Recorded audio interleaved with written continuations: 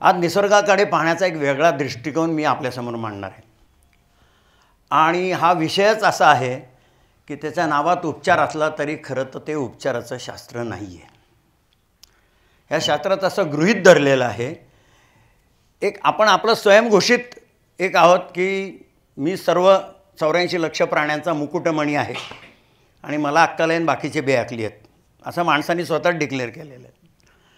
पण ती 84 लाख जे प्राणी एकपेशीय किड्यापासून सगळ्यात मोठा हत्ती किंवा सगळ्यात मोठा अक्कलवान माणूस हे ज्या निसर्गाने घडवले त्याला आपण बेअक्कलीन मूर्ख ठरवून मोकळे झालेलो. आधुनिक विज्ञानाच्या मदतीने आम्ही निसर्गावर मात करतो किंवा आम्हाला मात करायची आहे निसर्गावर. पण निसर्गोपचाराच्या दृष्टिकोनातून जर तिकडे पाहिलं तर आपण आरशासमोर उभे राहू शकत नाही. कारण निसर्गाचं आणि आपलं नातं काय आहे. मराठीमध्ये निसर्ग फक्त मराठीमध्ये पुल्लिंगी आहे. इंग्रजीमध्ये त्याला म्हणतात मदर नेचर.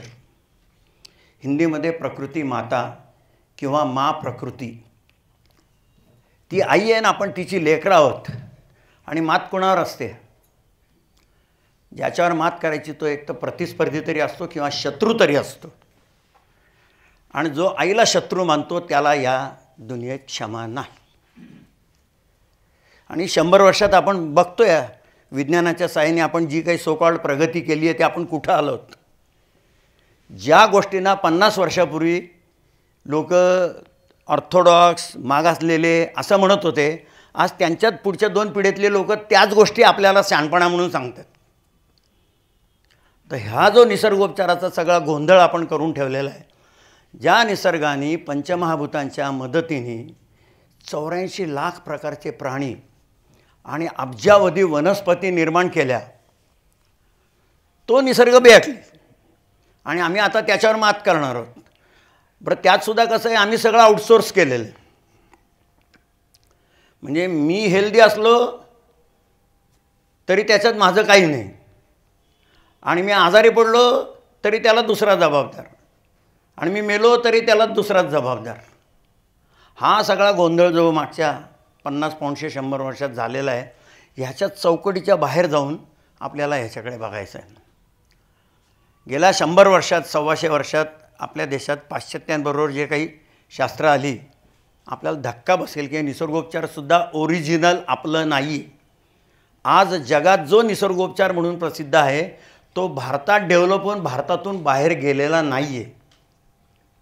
त्याचा शोध जर्मनीत जनसामान्यांनी आपल्या प्राण्यांच्या निरीक्षणातून प्राण्यांच्या सवयींच्या निरीक्षणातून आणि मग त्या अनुषंगाने त्यांच्या लक्षात आलं की अरे समाजात अशी म्हातारी माणसं आहेत की जे तसंच वागतात आणि त्या आधारावर त्यांनी जे प्रयोग केले त्याच्यातून ते शास्त्र डेव्हलप होत गेलेले. त्यातही गंमत अशी झाली की एकदा मी असं स्टेटमेंट केल्याबरोबर एक माणूस मला म्हणाला बघा बघा आपल्या इथले ग्रंथ चोरून नेले ना त्यातलं ज्ञान त्यांनी घेतलं आहे आणि आपल्याला शिकवत आहेत. तर पहिला ऑफिशियली इतिहास आहे तो त्यातला नाहीच आहे. आणि जर त्यांनी आपल्या ग्रंथातून चोरला असेल तर आपल्या ग्रंथात मला दाखवा ना आयुर्वेदाच्या ह्याच्यात कुठे निसर्गोपचार शब्द आहे का. मूळ आयुर्वेद हा निसर्गोपचारच आहे. आणि आज जो बाजारातला आयुर्वेद आहे तो ॲलोपॅथिक आयुर्वेद आहे. कारण पाश्चात्यांबरोबर जे शास्त्र आली त्याच्यात मागच्या 100 वर्षामध्ये आपल्या मनावर हे बिंबलं गेलं आहे किंवा ठरवून बिंबवलं गेलेलं आहे की फक्त पाश्चात्य वैद्यकशास्त्र हेच सायंटिफिकली प्रूव्ड आणि लिगली अप्रूव्ड आहे आणि बाकीचं सगळं बोंधू आहे. त्याच्यामुळे आजारी पडल्यानंतर आपला पहिला चॉईस 95-98% लोकांचा पहिला चॉईस हा ॲलोपॅथी असतो. एक लक्षात घ्या इथे मी उभा आहे तो निसर्गोपचार सांगण्यासाठी आहे हे खरं आहे पण इतरांवर टीका करण्याकरता नाही. पण त्याची जी बॅकग्राऊंड आहे ती सांगितली तरच माझा विषय आपल्याला कळणार आहे. त्याच्यामुळे 95% लोकांचा पहिला चॉईस असतो ॲलोपॅथी कारण ते सायंटिफिकली प्रूव्ड आणि लिगली अप्रूव्ड तेवढं एकच शास्त्र आहे.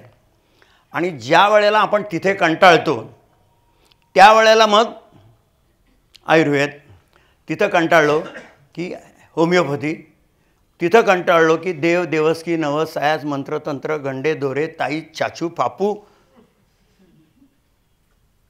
हे सगळं आपण करतो. अगदी मी म्हणणारे एज्युकेटेड लोकसुद्धा मला भेटलेली आहेत हे केलेले. म्हणजे आता बघा सायंटिफिकली प्रूव्ड आणि लिगली अप्रूव्ड जर आहे. आता आपल्या इथे आपल्या सूत्रसंचालिकाच 3 PhD केलेले आहेत. 3री PhD त्यांची चालू आहे. 2 झाले आहेत ना, 3री चालू आहे. मराठीतल्या त्या म्हणल्या ना करतायत. अच्छा, 2री ठीक आहे. 3रा मी विषय देतो. जर ॲलोपॅथी हे सायंटिफिकली प्रूव्ड आणि लिगली अप्रूव्ड आहे तर त्याला लोक का कंटाळतात, तिथं निराश का होतात, हा संशोधनाचा विषय. आणि मग हे सगळं झालं की मग त्या पेशंटची अवस्था कशी असते, शरीर मन आणि खिसा याचा खुळखुळा, स्वतःवरचा डॉक्टरवरचा औषधांवरचा आणि देवावरचाही विश्वास उडालेला. म्हणजे लिटरली मेंटली ते कोपरा ढोपरावर रांगत असतात. आणि मग असंच आपल्यासारख्या कुणाचं तरी ऐकून उरळी कांचन अमुक तमुक निसर्गोपचार कळतं आणि मग ते पेशंट आमच्याकडे येतं. आता आमच्याकडे येताना त्यांची बॉडी लँग्वेज, त्यांच्या चेहऱ्यावरचं टेन्शन, डोळ्यातले संशयाचे भाव का की आता एवढे सगळे ॲलोपॅथी आयुर्वेद होमिओपॅथी एवढे सगळे जगन्मान्य औषधोपचार करून मला काही फायदा नाही झाला आणि बिन औषधांनी तू काय उजेड पाडणार आहेस. आणि डोक्यात जो ॲलोपॅथी आयुर्वेद होमिओपॅथीचा गुंता असतो, ह्या सगळ्या प्रोसेसमधले आपल्यातले काही लोक त्यातून गेलेले असतील, सगळ्याच असं नाही, पण त्या प्रोसेसमध्ये तो पेशंटच स्वतः अर्ध्यापेक्षा जास्त स्वतःचा डॉक्टर होऊन जातो. आणि तो असा ऑफहँड गप्पांमधून मग ते अमकी औषधं घेऊन टाक, मला हे जातं ते त्याच्याने असं झालं, ही औषधं घेऊन आपण ती घेतो. म्हणजे अर्ध्याच्यावर तो डॉक्टरच झालेला असतो. तो फक्त त्याला ते RMPची पदवी मिळाली नाही तर ते दुकान चालू करायचं, अशा मेंटॅलिटीज असतात. आणि त्या पार्श्वभूमीवरती मग त्यांनी आम्हाला विचारलेल्या शंका, या सगळ्याचा गोळाबेरीज अर्थ काय असतो, बोल बेट्या किती पटकन आणि स्वस्तात बरं करशील. बरं, आधीच्या या थेरपींकडे पहिल्या बैठकीत किंवा त्या प्रोसेसमध्ये डॉक्टरना ते कधीही विचारत नाहीत की किती दिवस लागतील आणि किती खर्च येईल, ॲडव्हान्स सांगा. ते म्हणतील तितके दिवस दागिने विकून, FD मोडून, सेविंगमधले सगळे खर्च करून, उधार उसनवर करून आणि मेडिक्लेम करून पैसे असे होतच असतात. आणि तेच आमच्याकडे आले की बोल किती स्वस्तात आणि किती पटकन. अशा माणसाला बकोट्याला धरून उभं करून चालत घरी पाठवायचं काम आम्हाला करायला लागतं. कारण निसर्गोपचारामध्ये मी तुमचा डॉक्टर आणि तुम्ही माझे पेशंट ही कॉन्सेप्टच नाही आहे. You are your own doctor. लक्षात घ्या, मी असं म्हणत नाही आहे की मी तुम्हाला तुमचा डॉक्टर बनवणार आहे. आपणच आपले डॉक्टर असतो, फक्त आम्ही अज्ञानाचा बुरखा काढून त्यांना आरसा दाखवतो. कल्पना करा, आज जी बार झालेली सिस्टीम आहे फॅमिली डॉक्टर, तुमचा फॅमिली डॉक्टर कधी असं आठवतं आहे का कोणाला की 8 दिवस आधी त्यांनी तुम्हाला भेटून किंवा फोन करून सांगितलं आहे की 8 दिवसांनी तुम्हाला पडसं होणार आहे, 8 दिवसांनी तुम्हाला फ्लू होणार आहे, तुमच्या घरात अमक्याला जुलाब होणार आहेत, अमक्याला स्वाईन फ्लू होणार आहे, सांगतं का? नाही सांगत. आपल्याला काही त्रास व्हायला लागला की मग आपण त्या विषयात विचार करायला लागतो. आणि आजही तुम्हाला आपल्या इथेच किमान निम्मी लोक अशी सापडतील की आजारी पडल्यानंतर पहिले 3-4 दिवस आपण घरगुती उपचारच करतो. आणि त्या 3 दिवसाच्या घरगुती उपचारात जर काही झालं नाही तर मग आपण डॉक्टरकडे जातो. म्हणजे आधी घरगुती उपचार, मग डॉक्टर, आणि मग त्या प्रोसेसमधून गेल्यानंतर या सगळ्यातून ॲलोपॅथी आयुर्वेद होमिओपॅथी. आणि गमतीने मी शेवटी जे म्हणलं त्याला मी तिरुपती म्हणतो. म्हणजे बालाजीला नवस नाही आहे, पथीचा अर्थ आहे ट्रीटमेंट ऑफ डिसीज. मग ॲलोपॅथी होमिओपॅथीचा यमक तिरुपती. आणि या सगळ्या प्रोसेसमधून गेल्यानंतर आमच्याकडे आल्यानंतर मग त्याला फायदा होतो, हा आमचा अनुभव आहे. कारण ह्याच्यामध्ये सगळी औषधं ही टॉक्सिकॉलॉजी नावाचा विषय मेडिकलमध्ये अंडर फार्मॅकॉलॉजी, आणि त्या टॉक्सिकॉलॉजीची व्याख्याच आहे, the single tablet of an ordinary drug may cause you cancer after 40 years. or in the recessive mutation it may affect the fetus of the child after several generations. आज मी खाल्लेल्या एका साध्या आजाराच्या साध्या गोळीमुळे मला 40 वर्षांनी कॅन्सर होऊ शकतो किंवा माझ्या कित्येक पिढ्यानंतर जन्माला येणाऱ्या मुलाच्या गर्भावरती त्याचा दुष्परिणाम होऊ शकतो. या सगळ्या गोष्टीची एक्सप्लेनेशन द्यायला मला 1 तासाच्या वेळेत होत नाही, म्हणून मी प्रिस्क्रिप्शन पद्धतीने निसर्गोपचार आपल्यासमोर मांडणार आहे. एक घटना अशी घडली आपल्या पुण्यातली वसंत व्याख्यानमाला. 1949 साली चंद्रकांत गुजराती नावाचे एक वेटलिफ्टिंग चॅम्पियन, जे पुढे 55 साली बॉडी ब्युटिफुलमध्ये भारतात दुसरे आणि त्यांच्या वेटमध्ये वेटलिफ्टिंगला चॅम्पियन आले, त्यांच्या वेटलिफ्टिंगच्या गुरूंनी त्या वसंत व्याख्यानमालेतलं एक व्याख्यान ऐकावं असा त्यांचा आग्रह. त्या ग्रस्ताला त्या विषयात इंटरेस्ट नव्हता. विषय होता वननेस ऑफ डिसीज आणि व्याख्याते होते तामिळनाडूमध्ये पुडुकोट्टाई नावाचं एक छोटं शहर आहे, तिथे एक नेचरोपॅथ होते. नंतर त्यांना भारतात आणि भारताबाहेर father of Indian nature cure या बिरुदांनी लोक त्यांना मेन्शन करायला लागले. त्यांचा मुलगा डॉक्टर कामेश्वर शर्मा हे ते व्याख्यान देणार होते आणि आपला लाडका विद्यार्थी आहे, तर मग त्याच्या आग्रहाखातर जाऊ म्हणून त्यांनी ते भाषण ऐकलं. छान आहे म्हणले, चांगलं बोलले, सांगायला ठीक आहे असं म्हणून त्यांनी दुर्लक्ष केलं. पण व्यापारी मित्र नावाचं आत्ताचं जे मासिक आहे, त्या मासिकाचे संपादक ते त्यावेळेला तरुण होते, आत्ता 96 आहे त्यांचं, GD Sharma, advocate GD Sharma. त्यांनी त्यांच्या आईवडिलांच्या आजाराकरता या ग्रस्ताला घरी नेलं आणि काय 4-8 दिवसात त्यांना फायदा झाला. त्यांनी त्यांना विनंती केली, तुम्ही पुण्यात एक अभ्यासक्रम घ्या, मी तुमची सगळी व्यवस्था करतो. तो डिक्लेअर केला आणि तो सुरू झाल्यानंतर 2 दिवसांनी ह्या ग्रस्तांची त्यांची गाठ पडली. तुम्ही आला नाही कोर्सला, 25 रुपये फी, 49 साली 25 रुपये फी मला नाही परवडत म्हणले. नाही पण तुम्ही स्पोर्ट्समधले आहात, तुम्ही तो कोर्स केला पाहिजे, तुम्ही 15 रुपये द्या पण तुम्ही हा कोर्स करा, म्हणून त्यांना बळजबरी त्या कोर्सला लावलं. एक 15 दिवस गेले आणि वेटलिफ्टिंगमधला एक विशिष्ट व्यायाम करताना त्यांचा नेहमी खांदा दुखायचा, तो परत दुखला. तर माणूस इतके दिवस शास्त्र सांगतोय, उपचार सांगतोय, केसेस सांगतोय, करून बघू. बरं ह्यांना विचारलं तर काय ते तेच सांगणार, उपवास करा, आहारात बदल करा, मातीचे लेप लावा, एनिमा घ्या, करून टाकू. त्यांनी आहारात 80% कच्चं खायला सुरुवात केली, मातीचे लेप खांद्याला लावले, 2 वेळा एनिमा घेतला, 24 तासात 50% फरक. काय म्हणले, असं पूर्वी पण झालं असेल, लगेच त्याच्यावर विश्वास ठेवायचा नाही. पण 3-4 दिवसात त्यांचं टोटल रिलीफ आला आणि वर्षानंतर बरोबर तोच व्यायाम प्रकार त्या विद्यार्थ्याचा चुकला आणि यांनी अंगावर जो सूट होता त्याच्या सकट वॉर्मिंग अप न करता तो लिफ्ट मारला, त्याला मारून दाखवला कसा करायचा आणि ते ठेवलं वजन आणि म्हणलं अरे माझं झालं बरं, नाही दुखला, हेच करताना पूर्वी दुखायचा. हा त्यांचा पहिला अनुभव. त्याच महिन्यात त्यांच्या बायकोची डिलिव्हरी झाली आणि मुलगा आला. तर डिलिव्हरीनंतर तिचं ब्लिडिंग थांबेना. डॉक्टरकडे घेऊन गेले, डॉक्टरनी तपासलं, एर्गोसिल वगैरे काहीतरी औषधाचं नाव ते सांगितलं. यांनी आपलं सहज म्हटलं मोठी बाटली आणू का, नाही ते हेवी ड्रग असतं, जास्त घ्यायचं नाही.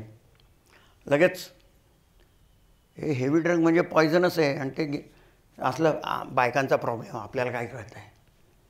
झालं, ती बाटली आणली, ते दिलं लिक्विड, काही फरक पडला नाही. परत गेले, आणखीन एक बाटली आणा. अरे मागच्या वेळेला म्हणले हेवी ड्रग आहे, जास्त देऊ नका, आणि परत बायकांचा प्रॉब्लेम आहे, आपल्याला काय कळतं आहे. परत ती बाटली, परत 8-10 दिवसात ती संपली, ब्लिडिंग थांबलं नाही. ते बायकाला म्हणले तुझ्या शरीरावर पॉयझनस औषधाचे प्रयोग करतायत, मी काही येणार नाही, तुला जायचंच जा. म्हणजे हे चांगलं आहे, मग तुमचं काय ते तरी सांगा, ते तुला जमणार नाही. आणि हे बरं आहे, मी येणार नाही, माझं जमणार नाही, माझा प्रॉब्लेम नाही, त्याचं काय करणार. म्हणजे तू करणार का, आणि मग एकदा सुरू केलं की मी दुसरं ऐकणार नाही, मग असं तसं परत डॉक्टरकडे ते चालणार नाही. नाही म्हणे मी करते.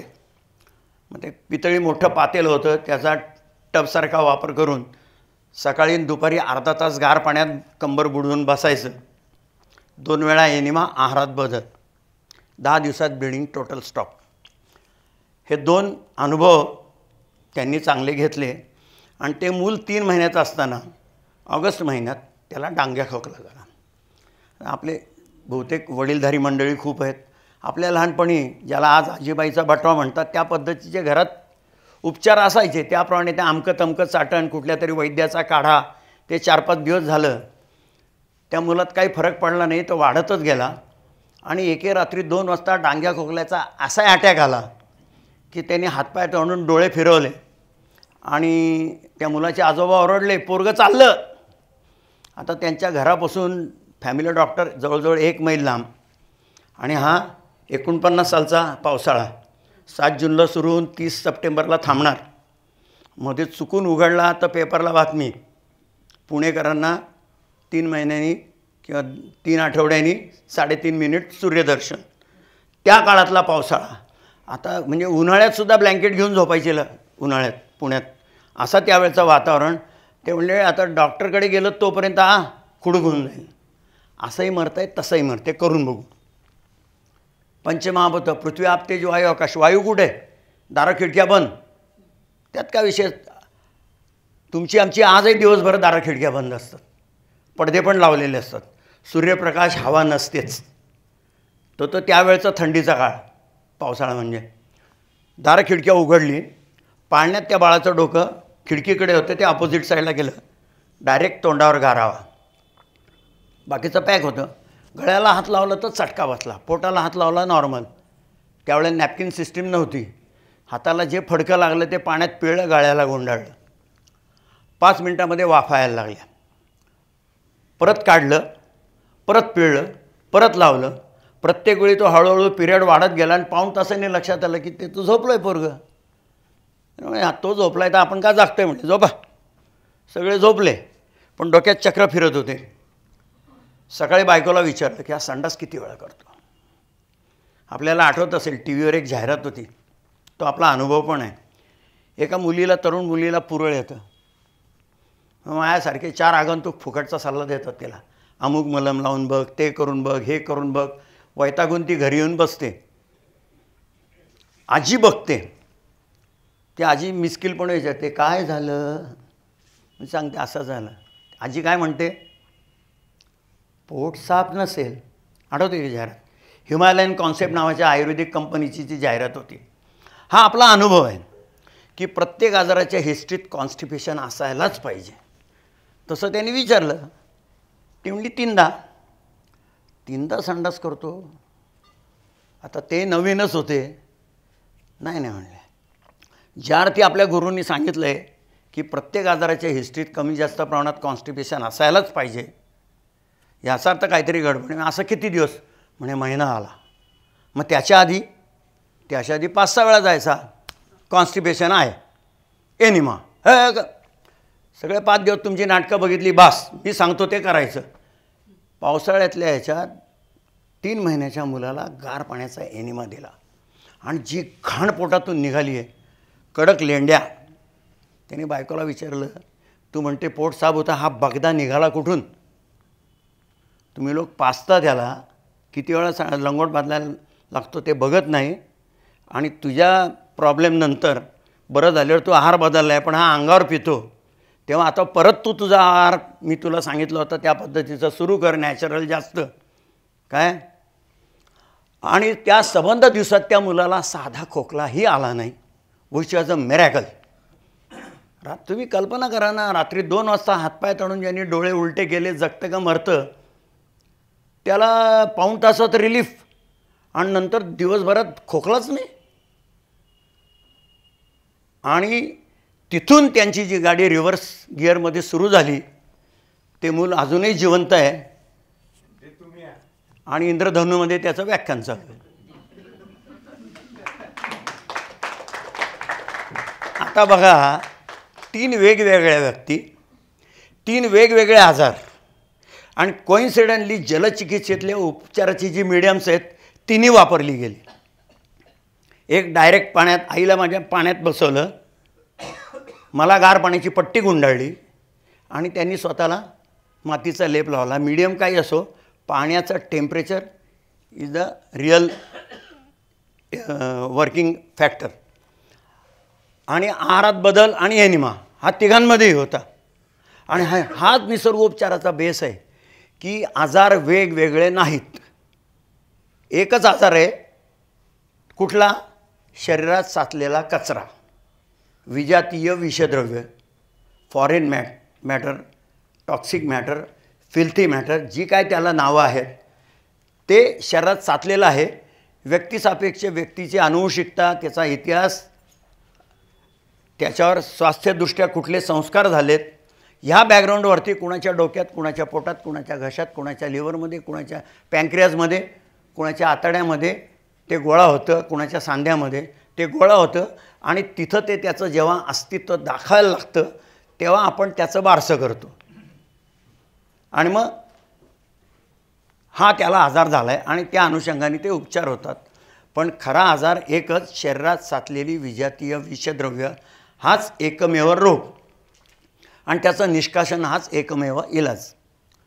आता आपण जेव्हा म्हणतो पंचमहाभूतं बोलतो, हा पोपटासारखे बोलतो, पंचमहाभूतापासून दुनिया बनली आहे, पंचमहाभूतापासून आपण बनलो, पंचमहाभूतात आपण विलीन होतो. आपल्यापैकी कोणाला तरी असं आठवतं आहे का की आपल्या घरात मूल जन्माला आल्यानंतर आजी आजोबांपैकी कोणीतरी म्हणालं, एक उदाहरण दाखवा, पंचमहाभूतांनी आम्हाला बाळ दिलं.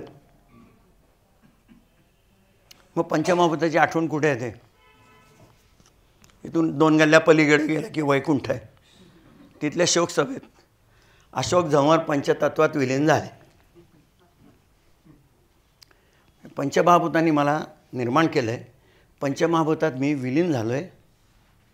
तर शाळेतले मुलं जशी सर सांगतात हाताची घडी तोंडावर बोट, तसंही पंचमहाभूतामधली 80 ते 100 वर्ष हाताची घडी तोंडावर बोट ठेवून गप्प बसली आहेत का?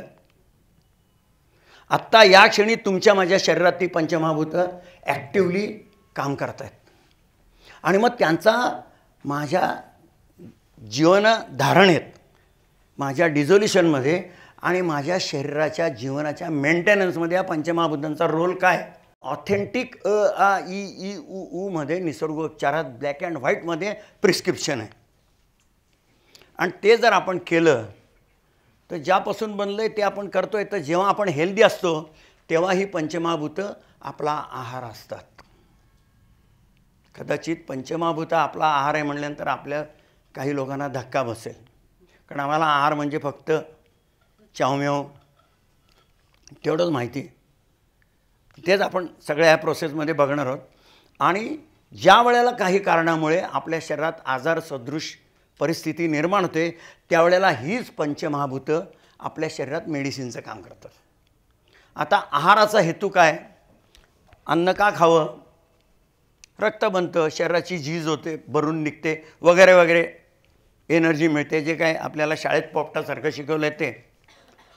पण ह्याच्या बाहेरचं एक मी उत्तर देतो जे आपल्याला आजपर्यंत कोणी शिकवलेलं नाही. आणि कदाचित मी बोलतो त्या भाषेत त्या पद्धतीने इतर लोकसुद्धा बोलत असतील की नाही मला माहीत नाही. आपण जो आहार घेतो तो आपल्या शरीरामध्ये शुद्ध रक्त निर्माण व्हावं म्हणून घेतो, बरोबर आहे की नाही? काय खावं काय खाऊ नये याचा अर्थ काय की तर अन्न घातल्यानंतर आतमध्ये निर्माण होणारं रक्त चांगलं तयार व्हावं. मग आपलं रक्त शुद्ध राहण्यामध्ये फक्त आपण जे तोंडाने खातो त्याचाच रोल आहे का? तर आपलं रक्त जे निर्माण होतं ते निर्माण होणारं रक्त शुद्ध असावं आणि ते शुद्ध राहावं, याच्यामध्ये फक्त पृथ्वीतत्वात्मक आहाराचा रोल नाही आहे. खरं तर आपण बोलताना पृथ्वी आपतेज वायू म्हणतात तेही चुकीचं आहे. आपल्याला इयत्ता 5वी 6वीत केव्हा तरी ते भूगोलात आलेलं आहे की विश्व किंवा पृथ्वी कशी निर्माण झाली. तर आकाश ही एक अनंत पोकळी आहे. अनंत म्हणजे तिला सुरुवात नाही, तिला शेवट नाही. तिच्यात अनेक आकाशगंगा आहेत. प्रत्येक आकाशगंगेत अनेक सूर्यमाला आहेत. त्यातली कुठली तरी आपली एक आकाशगंगा, तिचं टेक्निकली काहीतरी नाव आहे, ते मॅडमना माहिती असेल आपल्या आकाशगंगेला काय नाव दिलं आहे ते. आणि तिच्या डाव्या कोपऱ्यात आपली सूर्यमाला आहे. मग सूर्य म्हणजे कोण? तप्त वायूचा गोळा, म्हणजे आकाश, त्यानंतर वायू, तो पेटलेला आहे म्हणजे त्याच्यानंतर तेज, आणि तो स्वतःभोवती फिरत असताना त्याचे काय 9-10 तुकडे आजूबाजूला उडाले, ते स्वतःभोवती आणि त्याच्याभोवती गुरुत्वाकर्षणाने फिरत राहिले. आणि मग ते स्वतःभोवती फिरता फिरता तो 3 नंबरचा तुकडा आपली पृथ्वी तो थंड होत गेला.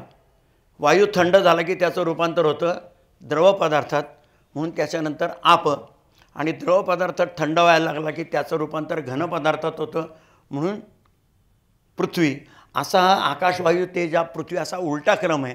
आणि मग पृथ्वीवर अब्जावधी वर्ष जी काही उलथापालथ झाली त्याच्यातून ह्या सगळ्या वनस्पती आणि प्राणी निर्माण होत गेले. आता इथे मगाशी बोलण्यात आलं की पर्यावरणवादी पण लोक आहेत, मला त्याचा पण उपयोग झाला. त्यांना आठवत असेल आकाशवाणी पुण्यावरती कधी 12-15 वर्षापूर्वी दर शनिवारी सकाळी 7:15 ते 7:30 या वेळामध्ये पर्यावरणावरती एक व्याख्यानमाला होती. माझी शिफ्ट ड्युटी होती आणि शिफ्ट ड्युटीमध्ये आम्हाला 7 दिवस काम आणि 8वा दिवस ऑफ असं असायचं. त्याच्यामुळे सोमवार सुरू झाला की या आठवड्यात सोमवार ऑफ, मग मंगळवार ऑफ, असा शनिवार ऑफ झाला की 6 दिवस काम जास्त, त्याला जोडून शनिवार सुट्टी. त्याच्यामुळे शनिवारी सेकंड शिफ्ट असो फर्स्ट शिफ्ट असो मी रेडिओ ऐकायला घरात असतोच असं नाही. पण ते बाय चान्स एका शनिवारी मी घरी होतो, तो कदाचित नाईट शिफ्टचा ऑफ असेल, आणि त्याच्यात त्यांनी जिओलॉजिकल क्लॉक नावाची संकल्पना मांडली. मगाशी मी जे बोललो ना, people on right line think alike, तसं ते बरोबर ते निसर्गोपचाराच्याच भाषेत सगळं बोलत होते. ते मधलं सगळं मी आधीचं विसरून गेलो. शेवटचा पॉईंट त्यांनी जो सांगितला तो माझ्या इथे एकदम बसून गेला. जर आपण असं धरलं की पृथ्वीचं आयुष्य 24 तास आहे, तर पृथ्वीवर कुठली घटना किती वाजता घडली बरंच सांगितलं. त्यातलं ह्या विषयाच्या संदर्भात जेवढं मला भावलं तेवढं आपल्यासमोर मांडतो. समजा रात्री 12 वाजता पृथ्वी निर्माण झाली आणि दुसऱ्या दिवशी रात्री 12 वाजता नष्ट झाली, तर पहिली वनस्पती पेशी रात्री 8:40 निर्माण झाली आहे. म्हणजे रात्री 12 ते सकाळी 12 + 8 20 तास 40 मिनिटांनी पहिली वनस्पती पेशी निर्माण झाली. 9:50 पहिली प्राणीज पेशी निर्माण झाली. आणि माणसाचा जन्म रात्री 12ला 3 मिनटं कमी असताना झाला आहे. आता बघा, पृथ्वीवरती प्रलय होऊन पृथ्वी नष्ट होणार यातली पहिली भूमिका माझ्या आठवणीतली 57 साली आली. 14 जुलै 1959ला प्रलय होणार आहे. आणि कुणाला खात्री करून द्यायची, सकाळच्या ऑफिसमध्ये जाऊन पेपर पहा, अशा बातम्या होत्या की अनेक लोकांनी आपली प्रॉपर्टी विकून आता आपण बुडून मरणार, त्यात चंगळ करून घेऊ म्हणून मजा करायला सुरुवात केली होती. तेव्हाही झालं नाही. त्याच्यानंतर 2-3 अफवा, शेवटी अजूनही टी व्हीवरती 2012 सिनेमा दाखवतात, 21 डिसेंबर 2012. आणि त्याच वेळेला एका अमेरिकन शास्त्रज्ञांनी सांगितलं की 2060 साली नक्की प्रलय होणार. आणि ज्या वेळेला हे वाचलं लोकांनी, अनेकांनी सुस्कारा सोडला. का? मी नसणार आहे, मी त्याच्या आधी मरणार आहे. एक माणूस मला असा माहिती आहे की तरीसुद्धा तो गंभीर झाला. का? आणि आत्तापर्यंतच्या 4 अफवा खोट्या ठरल्या. पण समजा खरंच 2060 साली प्रलय झाला तर मी नसेन. What about my children? माझी मुलं नातवंड, कदाचित माझी पतोंडही असतील, त्यांचं काय होईल याच्याने त्याच्या पोटात गोळा आला.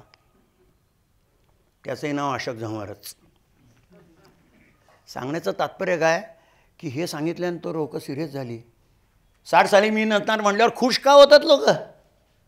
आणि खरंच आपल्या दुर्दैवाने ते खरं झालं तर हा विनोदाचा भाग सोडून देऊ.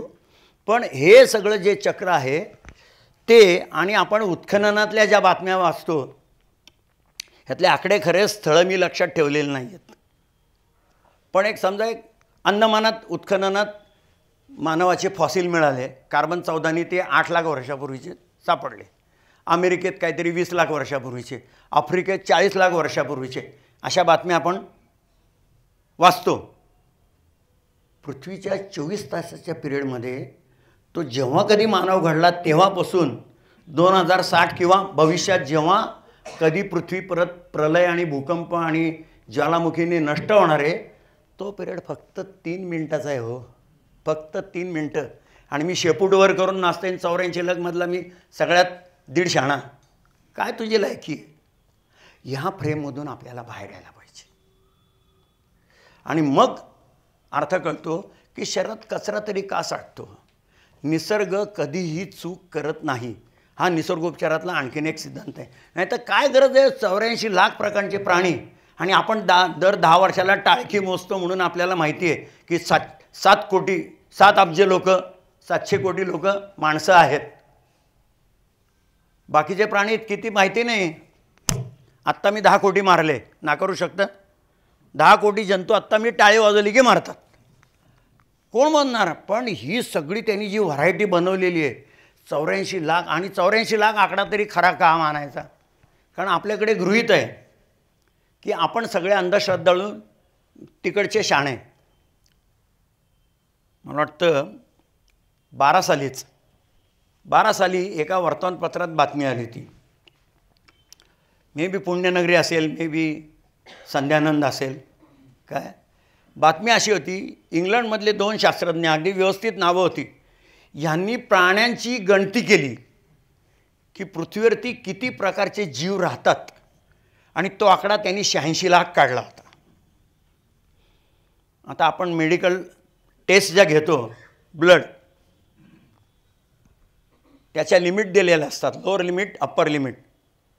त्याच्यातसुद्धा गंमत बघा, रक्त तपासणं 15 वर्षापूर्वी आपल्याला हिमोग्लोबिनचा आकडा 10 ते 14 सांगितला जायचा. 10 वाला ॲनिमिक, 14 वाला स्टँडर्ड. आजच्या रिपोर्ट, मागच्या 5-7 वर्षातली रिपोर्ट, 10 वर्षातली रिपोर्ट बघा, ती लिमिट 14 ते 18 झाली आहे. का केली, कधी केली, कुणी केली, आपण विचारलं नाही ते सांगत नाहीत. माझे एक डॉक्टर मित्र आहेत, ते दाताच्या करता मी त्यांच्याकडे जात होतो आणि काही निमित्ताने एकदा ते मला म्हणले, अशोक तू जरा ब्लड रिपोर्ट करून घे तुझा. हिमोग्लोबिन 12.5 आलं. मला म्हणले, बघ तेवढा निसर्गोपचार करतो, 12.5, माझं 14 आहे. मधल्या काळात ते रिटायर झाले, रस्त्यात भेटले मला एकदा आणि हे मी त्यांना बोललो, म्हटलं डॉक्टर आपला असा विषय झाला तर आठवत आहे का? फाटीवर थाप मारली, असू दे रे. त्यांनी तिकडे अमेरिकेत चेंज केल्यावर हा माणूस ॲनिमिक झाला. 14. डायबिटीजबद्दल व्हॉट्सॲपमध्ये फिरत आहे, 100चं 120, 120चं 140 आणि आता म्हणतात काय नाही 250 असलं तरी काय फरक नाही पडत. लेटेस्ट या 8 दिवसातलं हे आहे. आणि आपण त्याला सगळं सायंटिफिक म्हणतो आहे, पण आपण त्यांना विचारत नाही की हे तेव्हाही तेच होतं ना आजही तेच आहे. मधल्या काळामध्ये चुकीचे आकडे सांगून तुमच्या 2 पिढ्याची आमच्या तुम्ही जी वाट लावली, त्या निमित्ताने औषधं खायला लावून त्याचं आमच्या खापरपंटापर्यंत जाणार आहे. ते त्याचं कॉम्पेन्सेशन कोण देणार? 1.5 लाख रुपये खर्च करून डायग्नोसिस होत नाही आणि त्याचं तर पोट दुखत असतं. ह्या चक्रातून जर आपल्याला बाहेर पडायचं असेल तर केवळ ॲलोपॅथीवर लेख लिहून त्याच्यावर टीका करून चालणार नाही. त्याचा ब्रेकथ्रू पाहिजे आणि त्याचा ब्रेकथ्रू फक्त निसर्गोपचार आहे. कारण निसर्गाने हा देह हेल्दी राहावं असाच डिझाईन केलेला आहे. आणि आपणच नाही, ते एकपेशीय किडेसुद्धा. आणि ज्या वेळेला मी याच्यात नवीन होतो त्यावेळेला मी जेव्हा ते सांगायचो लोकांना, त्यावेळेला लोक म्हणायचे हे असं कधी असतंय का? नाही काहीतरी सांगतो तू. आम्ही सांगायचो की वेगवेगळ्या प्रकारचे जंतू नाहीच आहेत आमच्या शास्त्राप्रमाणे. शरीरातली परिस्थिती काय आहे, कुठल्या प्रकारचा कचरा आहे, तो कसा सडतोय, त्या सडण्यातून कुठले प्रॉडक्ट निर्माण होत आहेत आणि ते इलिमिनेट करण्याकरता शरीराला काय करायला लागतं, त्या सडण्याच्या प्रोसेसचा भाग म्हणून ते किडे आहेत. त्याच्यामुळे कधी ते मलेरियाचा शेप घेतात, कधी ते टायफॉईडचा शेप घेतात, कधी कॉलराचा शेप घेतात. असं नसतंच म्हणले. हे माझ्या कंपनीतलं सायंटिस्ट लोकांच्या तोंडून मी नवीन असताना ऐकलेले. आज म्युटेट ह्या एका शब्दाखाली सगळं चालतं आहे. म्युटेट होतात. तो एकपेशीय जंतू आपण त्याला मारण्याकरता जी पेनिसिलिनपासून ब्रॉड स्पेक्ट्रमपर्यंत जी 4 पिढ्यातली अँटीबायोटिक निर्माण केली आहे ती वापरून त्याला मारतोय. आणि त्या एकपेशीय किड्याला कळतं की ह्याच्यात तडाख्यातून सुटून मी माझं कसं सर्वाईव्ह व्हायचं, आणि तो स्वतःची सबंध शरीररचना आणि कार्यपद्धती बदलू शकतो. आणि मी एवढा 4 शिंगावला 150 असून मला नाही जमत. डास आपल्या लहानपणी घाणेरड्या पाण्याच्या डबक्यात निर्माण होत होते, आज ते डास तुमच्या तांब्याच्या बिंबात आणि मातीच्या माठात तयार होतात. आपण कधी विचार करत नाही ना, आपण त्यांना विचारत नाही. ठीक आहे, सभ्यतेच्या पोटी अनेक कारणांमुळे, लिमिटेशनमुळे नाही, पण आपण स्वतःला तर समजून सांगू शकतो की हा देह निसर्गाने आजारी, तुम्ही त्याला जंतू म्हणा, त्याला विषाणू म्हणा, त्याला जीवाणू म्हणा, त्याला आणखीन काय म्हणजे जर्म, बॅक्टेरिया, फंगस आणि व्हायरस काहीही म्हणा, तो त्या सडण्याच्या प्रक्रियेतला एक अविभाज्य ती त्याची निसर्गाची निर्मिती आहे. त्याच्यामुळे रोग होत नाही. डास आहेत म्हणून डबकी झाली का डबकी आहेत म्हणून डास झाले. आता माझी सगळी तास दीड तास बडबड ऐकून तुमचं डोकं उबलं, जाताना कुठेतरी घोराळ दिसलं, चला रस पिऊन रिलॅक्स होऊ. टेबलावरती माशा असतात. माशा आल्यामुळे टेबलं चिकट झाली का टेबलं चिकट आहेत म्हणून माशा आल्या. स्वच्छता, बाह्य स्वच्छता पक्की, त्याच्याबद्दल दुमत नाही, पण जे बाहेर आहे तेच आतमध्ये आहे ना. ते टोस्टची जाहिरात आहे बघा, ॲस्ट्रॉनॉटच्या वेशात तो वरती असतो आणि अचानक त्याचे आईवडील तिथं त्याच ॲस्ट्रॉनॉटच्या वेशात येतात. हां आई बाबा तुम्ही, तिकडून ती मोलकरीण येते हातात बादली खराटा, ती म्हणते त्या पलीकडच्या ग्रहावरच्या बाईने मला जास्त थांबवलं म्हणून तुमच्याकडे यायला उशीर झाला. उद्या असा आपल्याला क्वारंटाईनसारखं राहायची वेळ आली तर आतलं मलमूत्र, घाम आणि कुपित वायू इथला कचरा सडणार नाही. निर्मिती किड्यांची व्हायला शरीरातसुद्धा आहे.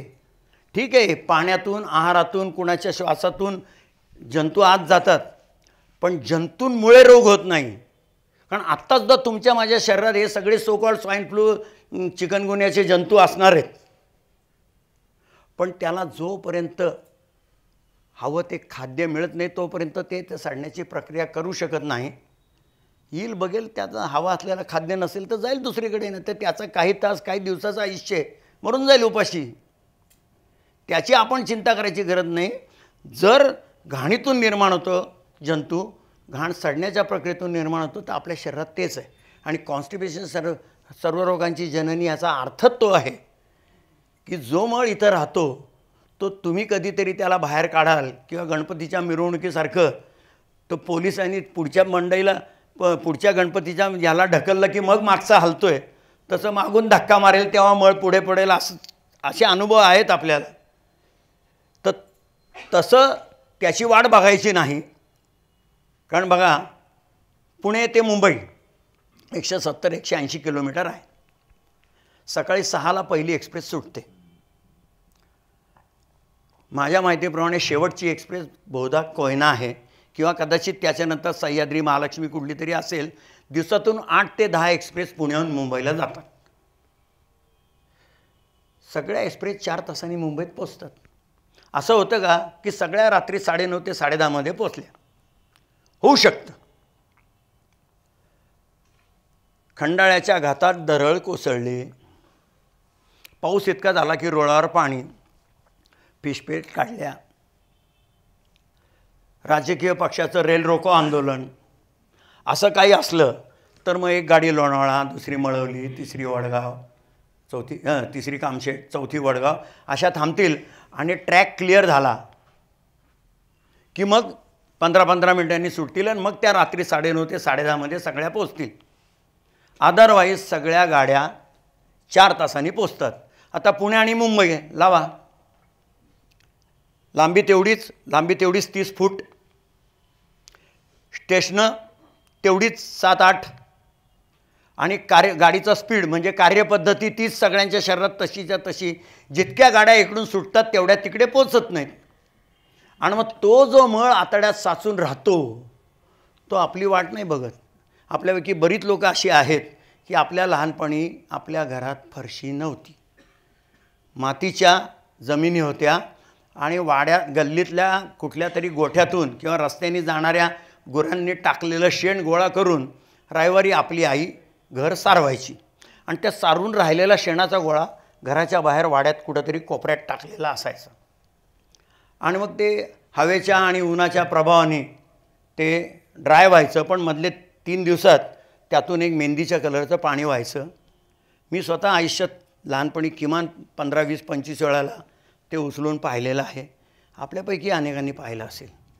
काय आतमध्ये 4 दिवसानंतर पोकळ आणि आतमध्ये पांढरे किडे, आळ्या. त्या सडण्यातून त्या सडण्याच्या प्रक्रियेतून त्या निर्माण झाल्या. त्या आधीच अन्नातून त्या गाईच्या म्हशीच्या पोटात नव्हत्या गेलेल्या. त्या सडण्याच्या प्रक्रियेतून निर्माण झाल्या. पण सडण्याच्या प्रक्रियेमध्ये गॅस आणि लिक्विड हे करून त्याला डिस्पोज करायची निसर्गाने व्यवस्था केलेली आहे. आता आपण त्याला बायोगॅस प्लॅन्ट, महिला गॅस प्लॅन्ट वगैरे गोंडस नावं दिली त्याच्या रूपांतराला. पण ते इथे जेव्हा होतं त्याचं काय होतं, रासायनिकदृष्ट्या it is biodegradable complex organic matter. सडत राहणं हा त्याचा धर्म आहे. आणि तो सडल्यानंतर काय होतं, त्याचं रूपांतर लिक्विड आणि गॅशस केमिकल्समध्ये होतं, जी chemically simple, they are simple in their structure but they are more toxic in nature. आणि असं जे वेळेला इथं घडायला लागतं ते सिम्पल असल्यामुळे रक्ताभिसरणात शोषलं जातं आणि मोर टॉक्सिक असल्यामुळे ते रक्त जास्त दूषित करतं. आणि मग ह्याला जर घराची उपमा दिली आणि प्राणशक्तीला जर आईचं स्थान दिलं, खरं तर तिचंच आईचं स्थान आहे, आपलं नंतर आहे, तर ती ह्या घरातलं जे काही काम सांभाळते, घरातली महिला, घरातली गृहिणी, जसं तिचं पहिलं काम काय असतं किचनचं, स्वयंपाक. आणि मग ज्या वेळेला स्वयंपाकाचं काम संपतं त्यावेळेला ती लगेच बेडरूममध्ये विश्रांतीला जाते का? पहिलं घर नीटनेटकं केल्याशिवाय ती महिला, ती गृहिणी गप्प बसणार नाही. पदर खोचून झाडू घेऊन साफसफाई, तोपर्यंत पुढच्या जेवणाची वेळ येते. आणि मग आपली लाईफस्टाईल कशी आहे, 6ला चहा, 9ला नाश्ता, 12ला जेवण, 3ला चहा, 5-6 वाजता उपमा, इडली, पोहे, डोसा काहीतरी, 8 वाजता जेवण आणि दूध प्यायल्याशिवाय तर झोपायचंच नसतं. आणि आपण 1 कप दूध प्यालं तर 15 मिनटात पचतं आणि ग्लासभर प्यालं तर 3 तास लागतात. असं आहे का? काहीही घातलं तरी त्याला पचायला 3च तास लागतात. मग त्याचं जे फिजिकल वेट असेल त्याप्रमाणे तिथल्या स्नायूंना घुसळायचे कष्ट कमी जास्त आणि त्या प्रमाणात ग्लॅन्सना सिक्रेशन कमी जास्त. सकाळी 6ला एकदा जठरांनी घुसळायचं सुरू केलं की रात्री 12-1-2 पर्यंत पाकपूक पाकपूक पाकपूक चालूच आहे. No sooner it is empty, it is made to work. अन्न ते 3 तासात पचून अजून पकवाशात ढकललं पण गेलं नाही आहे आणि वरतून आणि पोट रिकामं ठेवू नका. आणि आता तर काय आलं आहे, दर 2 तासाला खा. कल्पना करा तुमच्या घरच्या कुकरचा व्हॉल अचानक आज गळून पडला आणि कुकर लावणं शक्य नाही. कारण दुसरं उदाहरण दिलं तर तुम्हाला पटणारच नाही. आणि तुम्हाला पातेल्यामध्ये भात, वरण आणि भाजी करायची वेळ आली आणि तुम्ही 3 पातेल्यात, आजकाल सगळ्यांकडे 4 शेगडी असते, ठेवलं आहे. आणि अचानक जवळचे नातेवाईक, परगावचे 4 लोक येऊन टपकले. लगेच वाटीभर तांदूळ इकडे, अर्धी वाटी वरण इकडे, थोडी भाजी, असं करणार का? आणि तसं केलं तर काय होईल? काहीच नाही. ना धडे आपल्याला खायला मिळेल ते काहीतरी भलतंच असेल ज्याच्यावर ते नक्की नाक मुरडणार. मग इथं काय करतो आहे आपण? पुढचं पचायच्यात आतमध्ये घालतो आहे, पुढचं पचायच्यात आतमध्ये घालतो आहे आणि त्याला सायन्स म्हणतो आहे. नंदीबाईला बुगू बुगू, अशी आपली अवस्था झाली आहे. मला अक्कल नाही. मॅडम 2 PhD केलेले आहेत. तुम्ही PhD, तुमचे विषय तर मराठी भूगोल आहे, त्याला म्हणायला चान्स आहे. ऑर्गॅनिक केमिस्ट्रीत PhD असला तरी तुला अक्कल नाही. जी आहे ती मला आहे आणि मी पण हो म्हणतो, मला नाही अक्कल. पण ह्या शास्त्राचा शोधच, आपल्याकडे जेवढी मांजरं आणि कुत्री पाळणारी लोक आहेत तुम्ही बघा ना. मी जर आत्ता तुम्हाला इथे दुर्वा सांगायला लागलो की पटकन उठून एकजण म्हणणार, हां आमची मांजर ना आजारी पडली की दुर्वा खाते, आमचं कुत्रं ना आजारी पडलं की दुर्वा खाऊन ओकतं. कोणी सांगितलं की माणसांमध्ये गणपती नावाचा देव होऊन गेला आणि त्याला ॲसिडिटीचा त्रास झाला, तो दुर्वा खाऊन बरा झाला म्हणून तू दुर्वा खा? वेटरनरी डॉक्टरनी त्याच्या कानात फुंक मारली. त्याचं पाहून गणपतीची स्टोरी तयार केली आहे. कोणाच्या भावनांना हात नाही लावायचा. मी सुद्धा नास्तिक नाही आहे काय, पण असं त्याच्यातून आपल्याला त्यांनी डायरेक्शन दिली आहे. आपण काय करतो आहे, त्याला अर्पण करतो आणि दुसऱ्या दिवशी कचऱ्यात टाकतो. त्या गोष्टीचा अर्थ असा आहे की असुर पचवला त्यांनी आणि त्या असुराचं नाव काय, अनलासुर. अनल म्हणजे अग्नी, अग्नीचा असुर. जठराग्नीचा आसूर झाला म्हणजे ॲसिडिटी वाढली आणि ॲसिडिटीवरती दुर्वा हे औषध आहे. हा तो आयुर्वेदाचा सिद्धांत आहे. आपण फक्त दुर्वा वाहतून ते कचऱ्यात टाकतो आहे. ह्या सगळ्या गोष्टींकडे ह्या चष्म्यातून बघायचं आहे की निसर्गाने पंचमहाभूतासून मला बनवलं आहे. कल्पना करा तुमच्या घरातली लाकडी खुर्ची मोडली, ती दुरुस्त करायला आपण शिंप्याला बोलावणार का सोनाराला?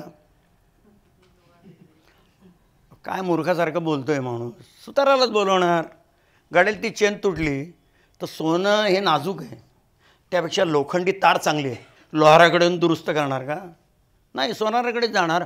वस्तू ज्यापासून बनली आहे तिच्यातच तिचं रिपेअरिंग होत असतं आणि ज्या कारागिरांनी ती बनवली आहे तो कारागीरच ते रिपेअर करू शकतो. हा निर्जीव पदार्थांचा नियम मला का नाही, तुम्हाला का नाही? जर पंचमहाभूत असून मला निर्माण केलं आहे तर माझ्या शरीरामध्ये बिघाड निर्माण झाला तर निसर्गच आपल्याला सांगतो. आपण आजारी पडलो कसं कळतं? बघा, तो जो क्रम आहे आकाश वायू तेजा पृथ्वी, त्याच क्रमाने आपल्या जीवनात घटना घडतात. पण आपल्याला कधी तो चष्मा माहितीच नाही. आपला आहे तो -20चाच चष्मा आहे, आपण बिन चष्म्याने पाहूच शकत नाही. जर पंचमहाभूतांत आपली पहिली इंडिकेशन काय आहे? खावंसं वाटत नाही. खावंसं वाटत नाही. शरीर सांगतं की बाबा गप्प बस, आता आईला किचनमध्ये काम करणं शक्य नाही, घराची शिस्त मोडून तुम्ही घराचं चोंबाळं करून टाकलेलं आहे, त्याच्यामुळे ती म्हणते मला आता स्वयंपाक नाही झेपणार, एकदा घर नीटनेटकं करते आणि मग कामाला लागते.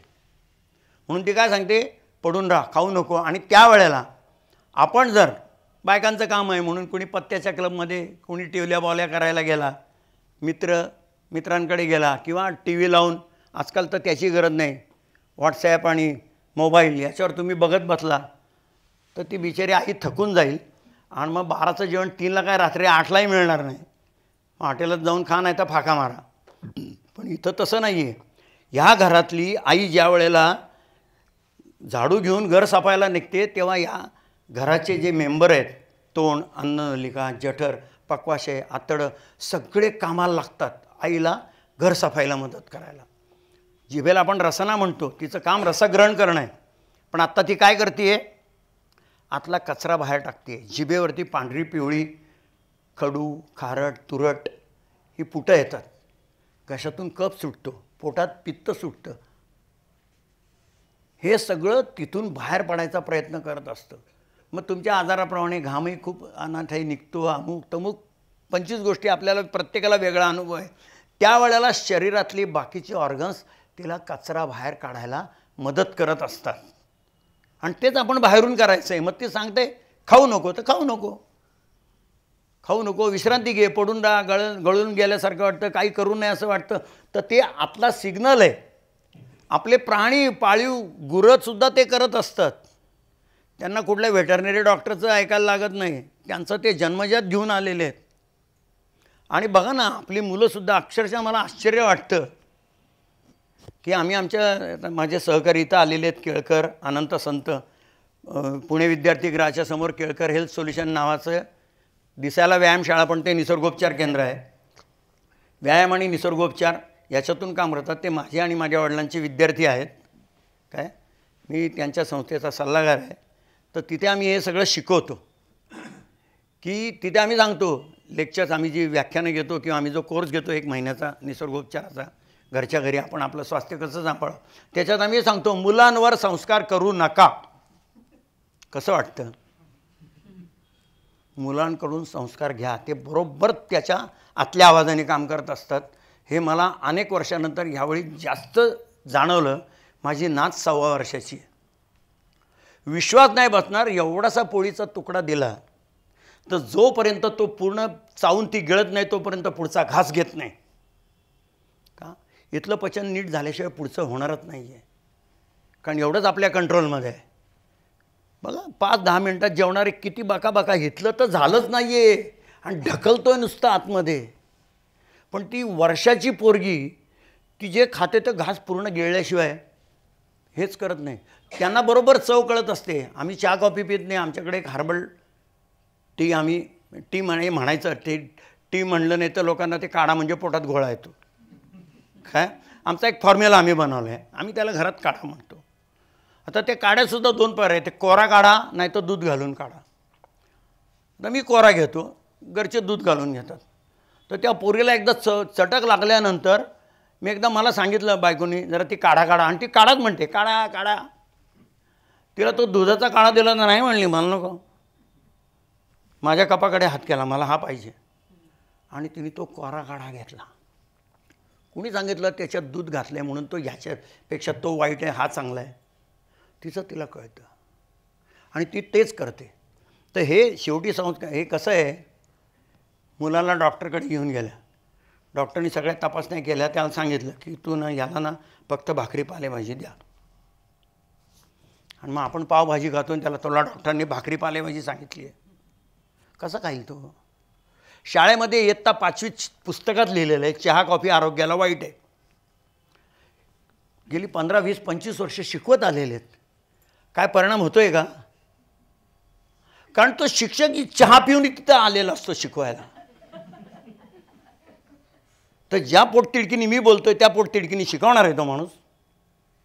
माझ्या वडिलांनी 1928 साली वयाच्या 11व्या वर्षी स्वातंत्र्य चळवळीचा भाग म्हणून चहा न पिण्याची प्रतिज्ञा केली. तर व्यायामातले असल्यामुळे चहा नाही तर कॉफी पण नाही, म्हणजे आम्ही सांगताना असं सांगतो चहा कॉफी न पिण्याची प्रतिज्ञा केली. मधल्या काळामध्ये चहा कसा आरोग्याला वाईट, आर्थिकदृष्ट्या कसा वाईट, राष्ट्रीयदृष्ट्या कसा वाईट, धार्मिकदृष्ट्या कसा वाईट ह्याचा प्रचार चाले. रत्नागिरीला चहापान निषेध मंडळ नावाचं मंडळ होतं. त्यांनी 150 पानी पुस्तक छापलं होतं 1934 साली.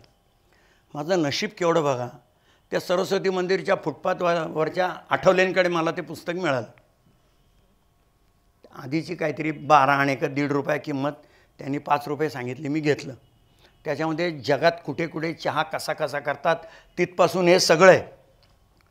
त्याच्यात त्यांनी दिलं होतं मुंबईतल्या खाटीखान्यातल्या गाईचं रक्त, आसाममधल्या, बघा लगेच प्रतिक्रिया आली, गाईचं रक्त आसाममधल्या चहाच्या मळ्यात खत म्हणून जातं. त्या लेखकाचं वाक्य काय होतं, तो लेखक कोण होता, त्यांनी एक स्पर्धा घेतली चहापान निषेध नावाची. त्याच्यात जो पहिला आला त्याला पहिले 10 लेख दिले आणि सांगितलं याचं पुस्तक कर. तो म्हटला माझा लेख लिहायला मला 2.5 महिने लागले, पण हे पुस्तक मी 1.5 महिन्यात लिहिलं. प्रस्तावनेतच दिलेलं आहे.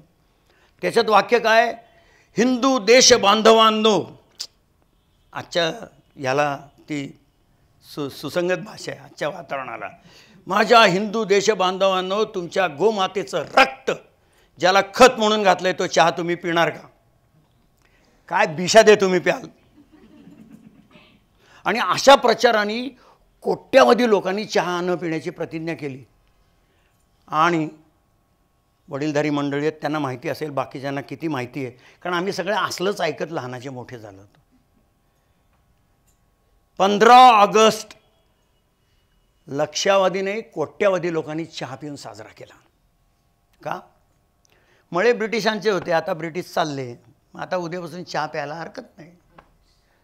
माझे वडील म्हणाले की पहिली तर गोष्ट मी प्रतिज्ञा केली चहा पिणार नाही.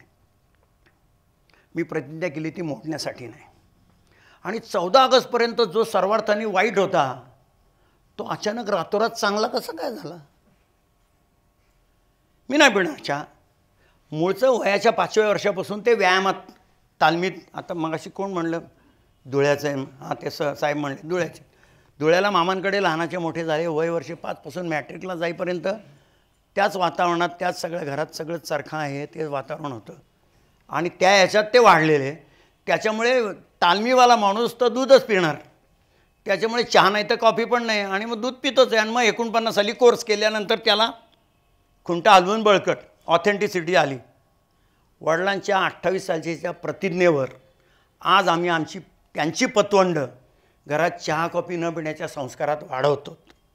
कारण ते म्हणले काल वाईट होतं तर आज चांगला असूच शकत नाही, आज नाही तर कधीच चांगला नाही.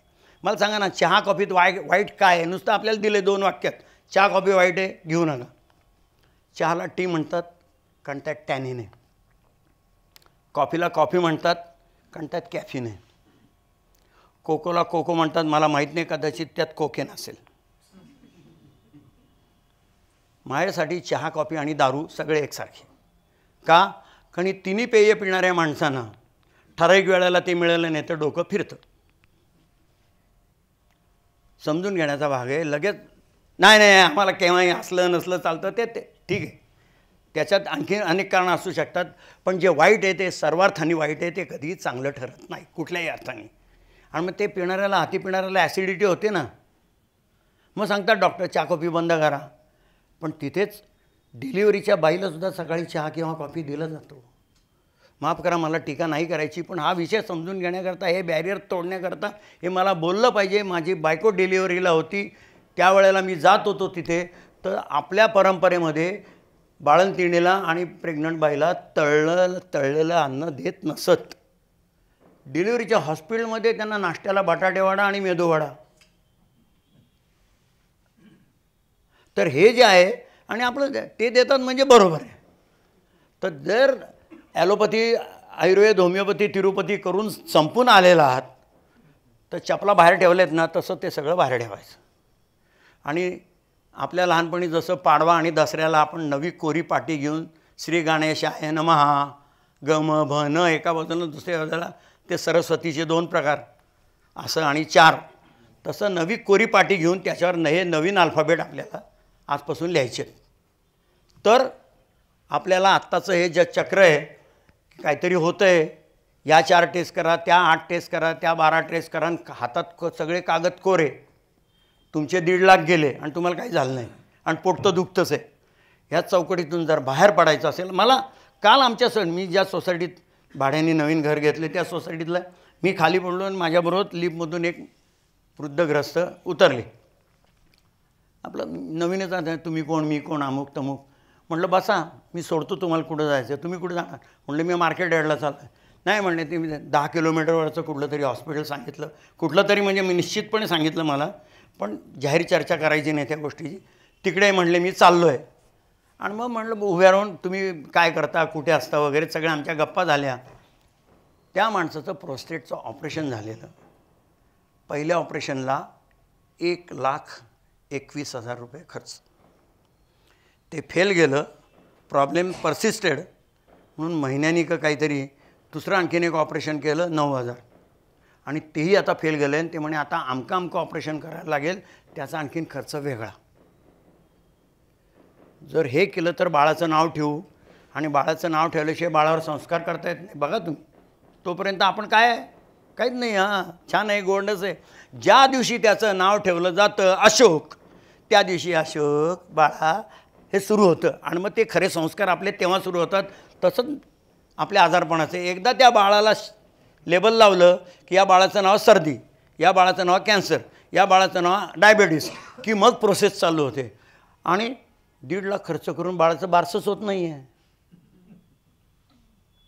आणि तरीसुद्धा शास्त्र जर सांगतं आहे की बाळाचं बारसं केल्याशिवाय औषधं ठरवायची नाही, तरीसुद्धा तोपर्यंत 50,000 खर्च झालेले आहेत त्याच्यावर, ज्याच्याबद्दल लिहिलं आहे की निश्चितपणे त्याला साईड इफेक्ट आणि आफ्टर इफेक्ट आहेत, आणि ते पिढ्यानपिढ्या चालणार आहेत.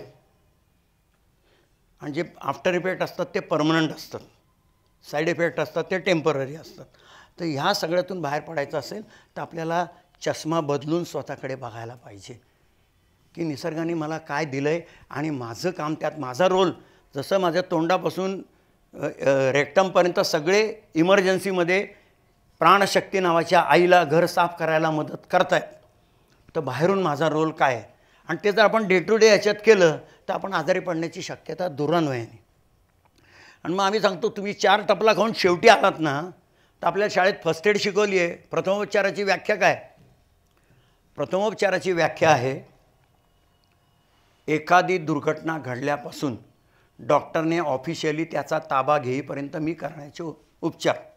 मग निसर्गोपचाराकडे तुम्ही फर्स्ट एड म्हणून बघा. आत्ता मी चक्कर येऊन पडलो, प्रियाला माहिती आहे म्हणून, नाही तर तिथं 2 माझे सहकारी बसलेत म्हणून ते पळत येणार, पाणी घेऊन माझ्या चेहऱ्यावर हपके मारणार, जागा झालो. ॲक्शन केली तरी अंगावर काटा आला. तुम्ही करून बघा. इतका तो आपला रिफ्लेक्स आहे. आणि मग काय होतं आहे, आत्मा हा जनरेटर आहे ऑफ एनर्जी, मेंदू हा ट्रान्सफॉर्मर आहे, आणि नर्वस सिस्टीम म्हणजे घरातलं इलेक्ट्रिसिटी सर्किट आहे which regulate the flow of energy in the house. ते फेल गेलं, शॉक मारल्यावर ते जागेवर आलं, तिथंच उपचार सुरू होतो. अशा घटना आपल्या जीवनात रोज घडत असतात. फक्त आपण त्याच्याकडे बघायचा नजरिया बदलला पाहिजे. आणि मग पंचमहाभूताचा रोल काय? तर आकाश म्हणजे काय आहे बघा, वस्तूच्या आपल्याला पदार्थाच्या 3 अवस्था सांगितलेल्या आहेत, वायुरूप, द्रवरूप, घनरूप. जर पंचमहाभूत असून मी बनलो आहे तर पंचमहाभूत या 3मध्ये बसली पाहिजेत ना. आकाश काय आहे? काही नाही, एम्प्टी स्पेस, एम्प्टी आहे, दिसतंय पण नाही आहे. हे आकाश आपण बघू, आज निळं आहे, संध्याकाळी ट्वायलाईट, संधी प्रकाश, कधी गोल्डन, कधी गुलाबी, कधी जांभळं, ते आकाश आहे. मग ते दिसतंय पण नाही आहे. मग आपल्या जीवनात असं काय आहे की जे दिसतंय, आपण अनुभवतोय पण दाखवता येत नाही, सांगता येत नाही, ते सगळं आकाशतत्व. आजारी पडल्यानंतर खावंसं वाटत नाही. आपण खाणं सोडलं, आता मी खाणं सोडलं तर इथं काय पट्टी येते का हा उपाशी आहे म्हणून? तुम्ही सांगितलं किंवा तुमच्या जवळ राहणारे 2 दिवस तू जेवला नाहीस, हां नाही माझा उपास चालू आहे, मला बरं नाही. मग ते जे आहे आपण अनुभवतोय पण सांगता येत नाही, दिसत नाही, ते आपल्या जीवनातलं सर्व आकाशतत्वाखाली येतं. मग फक्त उपवास का? उपवास ही बॉडीने केलेली डिमांड आहे. आत्ता अन्न खाणं बंद कर, आईला मोकळं सोड तर ती घर साफ करेल. म्हणून आपल्या पूर्वजांनी म्हणले लंघनम परमौषधम. भाषांतर काय? Fasting is the supreme medicine. अमुक आजारावर लंघन असं नाही, कारण प्रत्येक आजाराची सुरुवात ही खावंसं वाटत नाही इथूनच असते. आणि आपल्याला तर सांगितलं आहे, झोपून पडलेल्या माणसांनीसुद्धा 2,500 ते 3,000 कॅलरी खाल्ल्या पाहिजेत, नाही तर तुमचं काही खरं नाही. आणि ते खाल्लं तरी खरं नाही. मग एकदा न खाऊनच बघू ना, हा विषय आहे त्यातला. आणि मग ते झाल्यानंतर पुढं काय आहे? फक्त तेवढंच आहे का? नाही, सकारात्मक दृष्टिकोन हे सुद्धा आकाशतत्वाखाली येतं.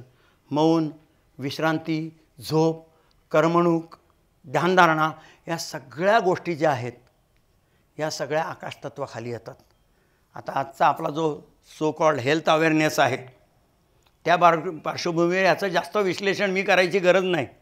पण खरोखर आपला जो अवेअरनेस आहे तो हेल्थ अवेअरनेस आहे का डिसीज अवेअरनेस आहे, त्याच्यावर विचार व्हायला पाहिजे की हा हेल्थ अवेअरनेस नाही, हा डिसीज अवेअरनेस आहे. बघा, तो डायबिटिक असला तर पोपटासारखा एवढ्या गोष्टी बोलतो की आपण वेळेस होऊन जातो. अरे काय, तूच प्रॅक्टिस कर, चालू कर पाठी लावून. एवढं ज्ञान त्याला असतं, पण ते डिसीजचं असतं, हेल्थचं नसतं. आणि आमचं केळकर फार छान शब्द वापरतो, इथं वाचला आहे, हा जिम्मा आहे. मी डायबिटिक एक्सपर्ट आहे, मला डायबिटीस आहे, मी माझा बरा करू शकत नाही तर तुझा काय होणार? मी पण डायबिटिक, तू पण डायबिटिक, आपण जिम्मा खेळूया. I am sorry, heart cardiologist heart अटॅकनी मरतो, डायबिटीसनी मरतो, अस्थमा तज्ज्ञ अस्थमानी मरतो. हे सत्य आपल्या जीवनातलं आहे. पण आपण कधी त्याच्याकडे आपण सगळा गॉगल लावूनच बघतो, बिन चष्म्याच्या चष्म्याने बघायचं. आणि हे जे आहे हे सगळं आम्हाला आकाशतत्वामध्ये होतं काय? फिजिक्समधली जी मूलभूत तत्व आहे त्यातलं एक तत्व आहे law of conservation of energy.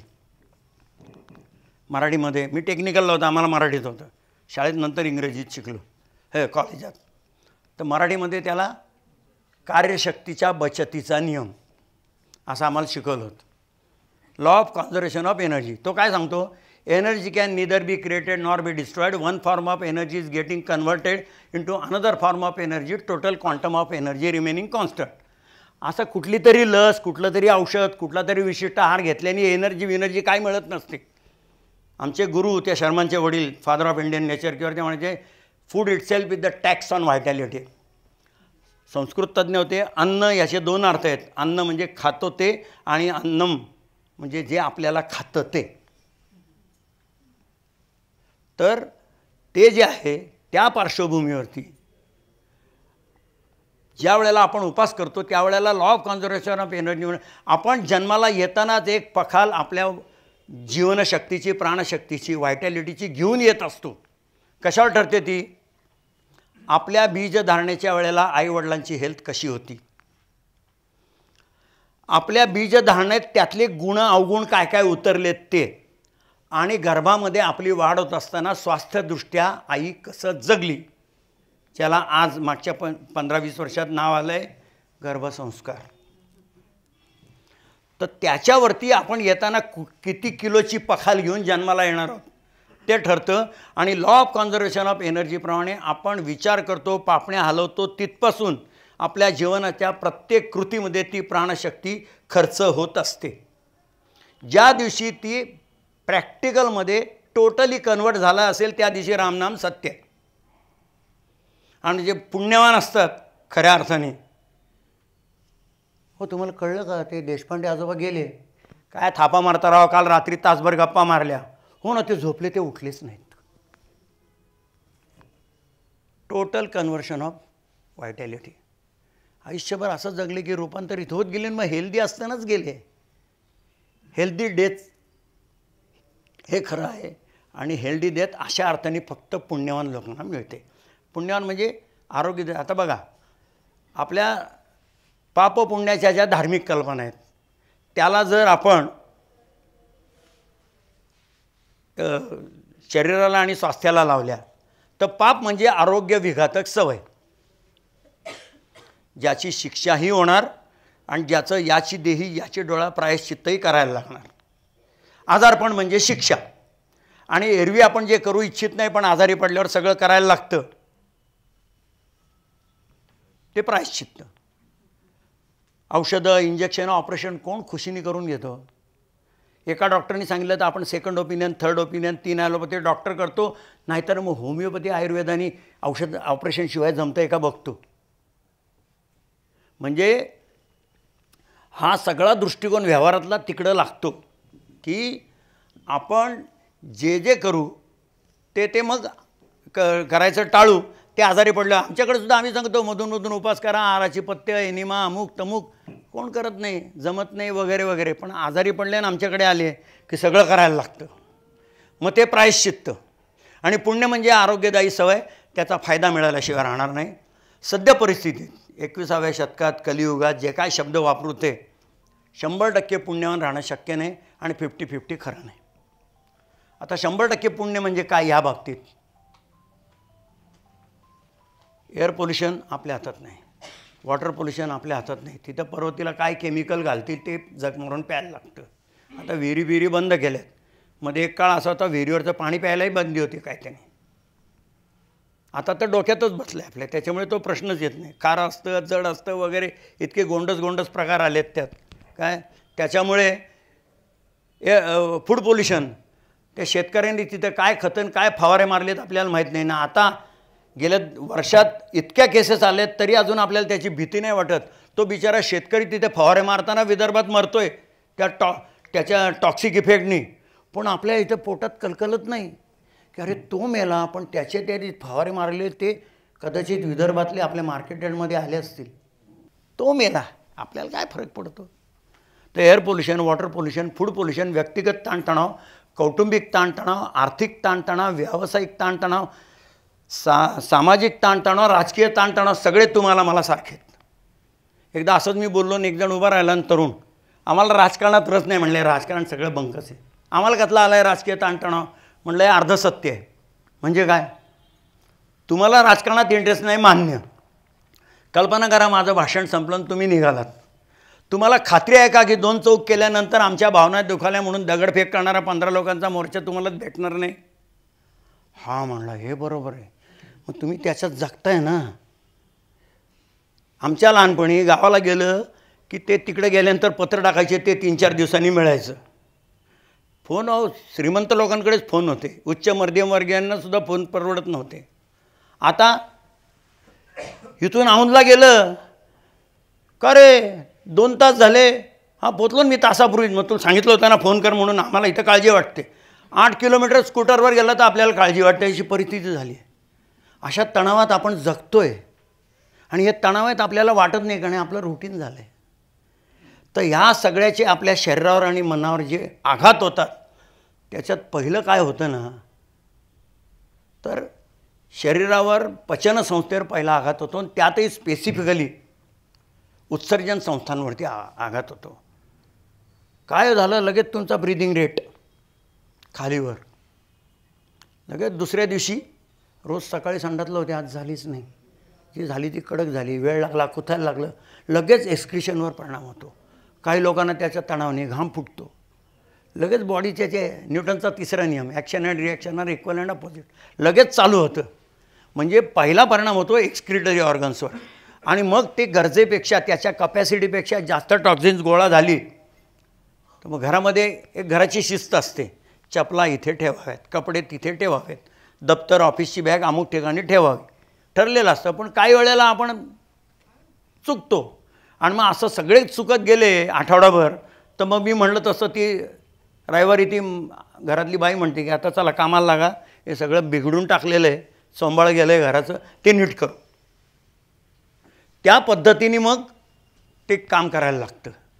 तर ह्या सगळ्याच्यात त्यातही मग शरीर काय करतं, किंवा एक रविवार आहे आणि आपण रद्दी आवरायला बसलो आहे असं धरा, आणि इथे तुमची माझी ओळख झाली आणि तुम्ही काहीतरी मला आग्रहाने सांगितलं की तुम्ही अमुक ठिकाणी राहता, आम्ही त्याच एरियात राहतो, एखाद्या सुट्टीच्या दिवशी या ना, आम्हाला बरं वाटेल.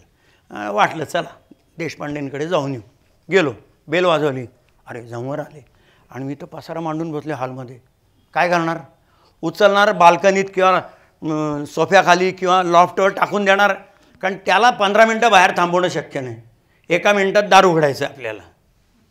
टाकणार, येणार, खोटं असेल, तुम्हाला काय माहिती आतमध्ये मी काय करत होतो. पण ते गेले, परत 4 दिवसांनी कोणी कुलकर्णी आले, जोशी आले, परत सगळं तेच. मग ते जे होतं ते नंतर आवरायला लागतं, भले तुम्ही लॉफ्टवर किंवा बाल्कनीत टाकलं असेल. पण आपल्या नशिबाने घरातलं ते जे आहे ना ते सडणारं नाही आहे. पण ह्या घरातला जो कचरा आहे ना तो काय करतो, तो जर मेंदू जर राजा आहे ना या राष्ट्राचा, तर त्याला सगळं माहिती आहे कुठं काय गोंधळ येतो. तो काय करतो, ह्या शरीरात डेव्हलपमेंटली वीक आणि फंक्शनली लेस ॲक्टिव्ह पॉकेट्स कुठे आहेत ते शोधून काढतो. आपण कितीही आयडियल जीवनाच्या भाषा केल्या ना तरी आपल्या कोणाचीही शरीरं त्या पद्धतीने आयडियल डिझाईन झालेली नाही आहेत. कुठे ना कुठे काही ना काही त्रुटी असतात, आणि काही नाही तर निसर्ग चूक करत नाही. ह्याच्या खाली त्यांनी सोसायटीच्या पुढे आणि सोसायटीच्या शेवटी 2 पहारे घरी ठेवलेत, इकडे टॉन्सिल्स आणि तिकडे अपेंडिक्स. युसलेस आहेत म्हणले, काढून टाका, काय त्यांचा रोल नाही. असं 50 वर्ष केल्यानंतर आता सांगतायत की अपेंडिक्स काढलं की त्याला आयुष्यभर कॉन्स्टिपेशन भोगायला लागतं. आणि ते टॉन्सिल्ससुद्धा अशा वयात काढायचे की क्रेडिट खाऊन जायचे, टॉन्सिलचं ऑपरेशन केलं आणि उंची कसली वाढली. अरे नसतं केलं तरी तो त्या वयात तसाच वाढणार होता. पण आपण टॉन्सिल्सला आणि त्या डॉक्टरला क्रेडिट देऊन मोगळे. टॉन्सिल काढलं की भसाभस उंची वाढते. कुठल्याही आपण त्याला विचारलं की सायंटिफिक लॉजिक बोल. मला होत्या माझी पडजीप दिसत नव्हती. माझ्या शाळेत जेव्हा जेव्हा मेडिकलला आले, अरे बापरे केवढ्या टॉन्सिल्स आहेत, टॉन्सिलचं ऑपरेशन करा. वडील म्हणजे ठीक आहे राहू दे बघू. आता अख्खी पडजीप नाही, त्याच्या मागचंही सगळं तुम्हाला कदाचित माझी गलेटसुद्धा दिसेल, इतकं क्लीन आहे. ऑपरेशन नाही केलं, आपोआप कधी गेली कळलं नाही, सुस्ती. तर हा जो फॅक्टर आहे आकाशतत्वामध्ये, आई मोकळी राहते आणि आई घर सफाईला लागते. मग तो जो कचरा साठलेला आहे कुठे कुठे तिकडून मग जसं असेल जुलाब अमुक तमुक हे होतं. त्याच्यानंतर वायू. हिंदीमध्ये म्हण आहे, एक हवा और 100 दवा. बघा, शुद्ध हवा 100 औषधांचा होणार नाही एवढा चांगला इफेक्ट देते. बाबा रामदेव काय करत आहेत, एक हवा और 100 दवावरतीच काम करत आहेत. व्यापारी लोक, मी मारवाडी आहे, व्यापारी लोक जी रात्री 12च्या झोपू शकत नाही धंद्यामुळे, आणि रात्री 12ला झोपल्यामुळे 9च्या आत उठत नाही. एकदा मी माझ्या मुलीकरता स्थळं बघत असताना माझ्या एका नातेवाईकांनी सांगितलं, माझ्याकडे 4-5 बायोडेटा जर चक्कर मार, पण रात्री 8 नंतर ये. रात्री 12ला झोपून 9ला उठणाऱ्याला पहाटे 4ला उठून, रात्री 9ला झोपून पहाटे 4ला उठायची सवय बाबांनी लावली. माझ्यासारखं इथे 2 तास बडबड नाही करत बसलं ते. या सकाळी 4:30ला माझं शिबिर सुरू होणार आहे. एक हवा और 100 दवा. आता शास्त्रज्ञ पण मान्य करायला लागले की पहाटेच्या थंड हवेमध्ये प्राणवायू हा O2 स्वरूपात नसतो, ओझोन O3 स्वरूपात असतो. पहाटेच्या वेळेला आपण जर तेवढेच श्रम केले तर तेवढ्या श्रमात श्वास घेणं आणि श्वास सोडणं दोन्हीकडून 1.5 रक्तशुद्धी होते. कारण O2च्या ऐवजी O3 मिळाला, मग जेवढा मिळाला तेवढे टॉक्झिन्स बाहेर पडतात आणि फुल लंग कॅपॅसिटी वापरली जाते व्यायामात आणि याच्यात. त्याच्यामध्ये हे सगळं हे फायदे होतात. तर ते सुद्धा आपण तो ॲनाटॉमिकली त्याचे बेनिफिट्स काय आहेत ते बघायला पाहिजेत. बरं, त्यांनीसुद्धा प्राणायाम कसे निवडले बघा. एरवी प्राणायाम हा तज्ज्ञाच्या मार्गदर्शनाखालीच करायचा. चुकलं काय गडबड झाली तर उलटू शकतं. पण का तर प्राणायाम म्हणजे श्वासाचा नियम, प्राण म्हणजे श्वास, त्याचं नियमन. आता सुद्धा मी बोलतोय तर माझं श्वसन चालू आहे आणि तुम्ही सगळे तासभर माझं ऐकताय, तुमचं श्वसन चालू आहे. काय पूरक आणि रेचक, घेणं आणि सोडणं. कुंभक त्यात नाहीच आहे. असलाच तर काही क्षण बहिर्कुंभक आहे, पण आंतरकुंभक नाहीच आहे. आणि माणसाचा स्वभाव काय आहे, काही झालं ना चांगला फायदा म्हणलं की अतिरेक करायचं, एक्झॅजरेशन. मग कुंभाने फायदा होतो ना, आणि असं केल्याने तुम्ही करून बघा डोक्यापासून पायापर्यंत काय फिलिंग येतं. आणि असं सतत करत राहिल्यानंतर त्या सिस्टीमवरती काय दुष्परिणाम होणार आहेत, फायदा होणारच नाही, दुष्परिणाम. मग त्यांनी काय केलं बाबांनी, ते माझ्यासारखं सांगत नाही बसले. मी म्हणतो म्हणून करायचं ना, फक्त अनुलोम विलोम आणि कपालभाती, दोन्हीकडे कुंभक नाही आहेत. त्यातला जो धोका कुंभकामुळे आहे ना, पूरक आणि रेचकच, तेवढंच करा. आणि मी काहीसा थोडासा आमचे सेवादल आणि या संस्कारात वाढलेला असल्यामुळे माझ्या डोक्यात एक बसलं, निसर्गोपचारात सुद्धा कर्मकांड करायचं नाही. मी ना डोळ्याचे व्यायाम करतो, मी पामिंग करतो, मी डोळे फिरवतो, मी पेन्सिल घेऊन व्यायाम करतो, काही केलेलं नाही मी. पण ते प्रिन्सिपल डोक्यातून मी सवयीच अशा लावल्या की ते आपोआप घडतं. मग मी शुक्रवार पेठेत राहत होतो, सणसपुतळ्यापाशी माझ्या कंपनीचा बसस्टॉप होता, 10 ते 12 मिनटं. बिबवेडेला राहायला गेलो, नाटेकर कॉलनीपासून पद्मावती पंपापर्यंत परत 10 ते 12 मिनटं नुसतंच चालायचं ना. प्राणायाम, 3 पावलं श्वास घ्यायचा, 6 पावलं सोडायचा. मी आज तगात कोणाला विचारलेलं नाही. भ्रमण प्राणायाम असं मी त्याला नाव दिलं. खरंच तो योगात आहे की नाही मला माहीत नाही. 3 पावलं श्वास घ्यायचा आणि 6 पावलं सोडायचा. आणि असं करता करता माझ्या काही दिवसांनी लक्षात आलं, 6चे 9 झाले, 9चे 12 झाले. 3 पावलं श्वास घेतोय आणि 12 पावलं सोडतोय. आणि ते करताना ऑटोमॅटिक माइंड कॉन्सन्ट्रेशन होत गेलं.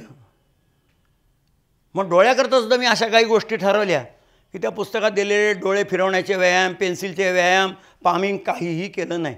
पण नाईट शिफ्ट फर्स्ट शिफ्टला झोप कमी होते म्हणून मी ज्या गार पाण्याच्या पट्ट्या बांधायचो त्याच्यात मी पामिंगच्या भावनेत जायचो. मग जसं मी 75 नंतर हे व्याख्यानं वगैरे याच्यात पडलो, मग माझ्या डोक्यात आलं की हे बरं आहे. तुम्हाला माहिती पण नाही की मी आत्तापर्यंत 50 वेळा तो डोळ्याचा व्यायाम केला. का? मध्येच तुमच्याकडे बघतोय, मध्येच त्यांच्याकडे बघतोय, मध्येच तिथं बघतोय. ते तुम्हाला भाषण करण्याकरता मी बोलतोय, पण बॅक ऑफ द माइंड माझा व्यायाम चालू आहे डोळ्याचा. मुद्दाम काहीच केलेलं नाही. मी अनेक व्याख्यानं बघितली की बहुतेक मोठे मोठे व्यक्ती पहिल्या 4 ओळीतल्या लोकांशी बोलत असतात, मागचे नुसतंच ऐकत असतात. पण जेव्हापासून मी हे बोलायला लागलो, मी बोललं की लगेच लोकांच्या चेहऱ्यावर त्याच्या पॉझिटिव्ह निगेटिव्ह रिॲक्शन पाहायला मिळतात. बहुतेक वेळेला पॉझिटिव्हच. आणि माझ्या डोळ्याला ऑटोमॅटिक व्यायाम होतो. आय एम रनिंग 70, मला अजून चष्मा नाही. आम्ही शुक्रवारी एका हॉटेलमध्ये रिटायर झालेले मित्र गप्पा मारण्याकरता 1 तासभर जमतो. काय आहे, घरी असलं थोडं आपलं बोलणं इकडे तिकडे झालं, घरात सुना नातवंडीत काय कळतं काय, गप दडपण हो, असं करू नका, तसं करू नका. तिथं आम्ही 1 तास असतो ना, आम्ही असतो सगळे 30, 35, 40 वर्ष मैत्री असलेले मित्र. कोणी सासरा नाही, कोणी बाप नाही, कोणी आजोबा नाही, कोण नाही, नवरा नाही, काय नाही. खप अशा 12 खडीत 1 तास घालवतो. आणि तो 1 तास आम्हाला आठवडाभर पुरतो. खोटं हसण्याकरता आम्हाला हास्य क्लबमध्ये जायला नाही लागत. हास्य क्लबमध्ये स्मिता हास्य, कुत्सित हास्य, रावण हास्य, अमकं हास्य, तमकं हास्य. सकाळी 10 मिनटं करायचं आणि 12 नंतर डोकं धरून बसायचं. कशाला खोटं हसायचं, असं का नाही 24 तास करायचं. त्याला मुद्दाम करायचं नाही, तर ते असंच करायचं की ते ऑटोमॅटिक होत गेलं पाहिजे. मग त्याच्यातून पीजे हा प्रकार आला. बोलता बोलता एक कॉमेंट केली, खळकन वातावरण मोकळं होऊन जातं. तर हे सगळं त्यातून हे सगळं आकाशतत्वाखाली येतं. त्याच्यानंतर मग अशी म्हणलं तसं 1 आवर 100 दवा. मग त्याच्यामध्ये डीप ब्रिदिंग होतं, व्यायाम असो, प्राणायाम असो, काही असो, त्याच्यातून डीप ब्रिदिंग होतं. डीप ब्रिदिंग म्हणजे फुल लंग. आता मी मगाशी म्हणलं की मी पण श्वसन करतोय, तुम्ही पण श्वसन करताय. 5% तरी आपण 10% तरी फुफ्फुस वापरतो का? आपली लंग कॅपॅसिटी किती आहे? व्यायाम केला, प्राणायाम केला तरच होणार आहे, पण ती आपण तशी वापरायची. मग काय होतं, फुफ्फुस 7:30 वाजलीत खरं तर, पण अजून एक 10-15 मिनटं घेतो. तर त्याच्यामध्ये आपण जेव्हा श्वसन करतो तेव्हा काय करतो, पूर्ण फुफ्फुस फुगवतो आणि पूर्ण कॉन्ट्रॅक्ट करतो.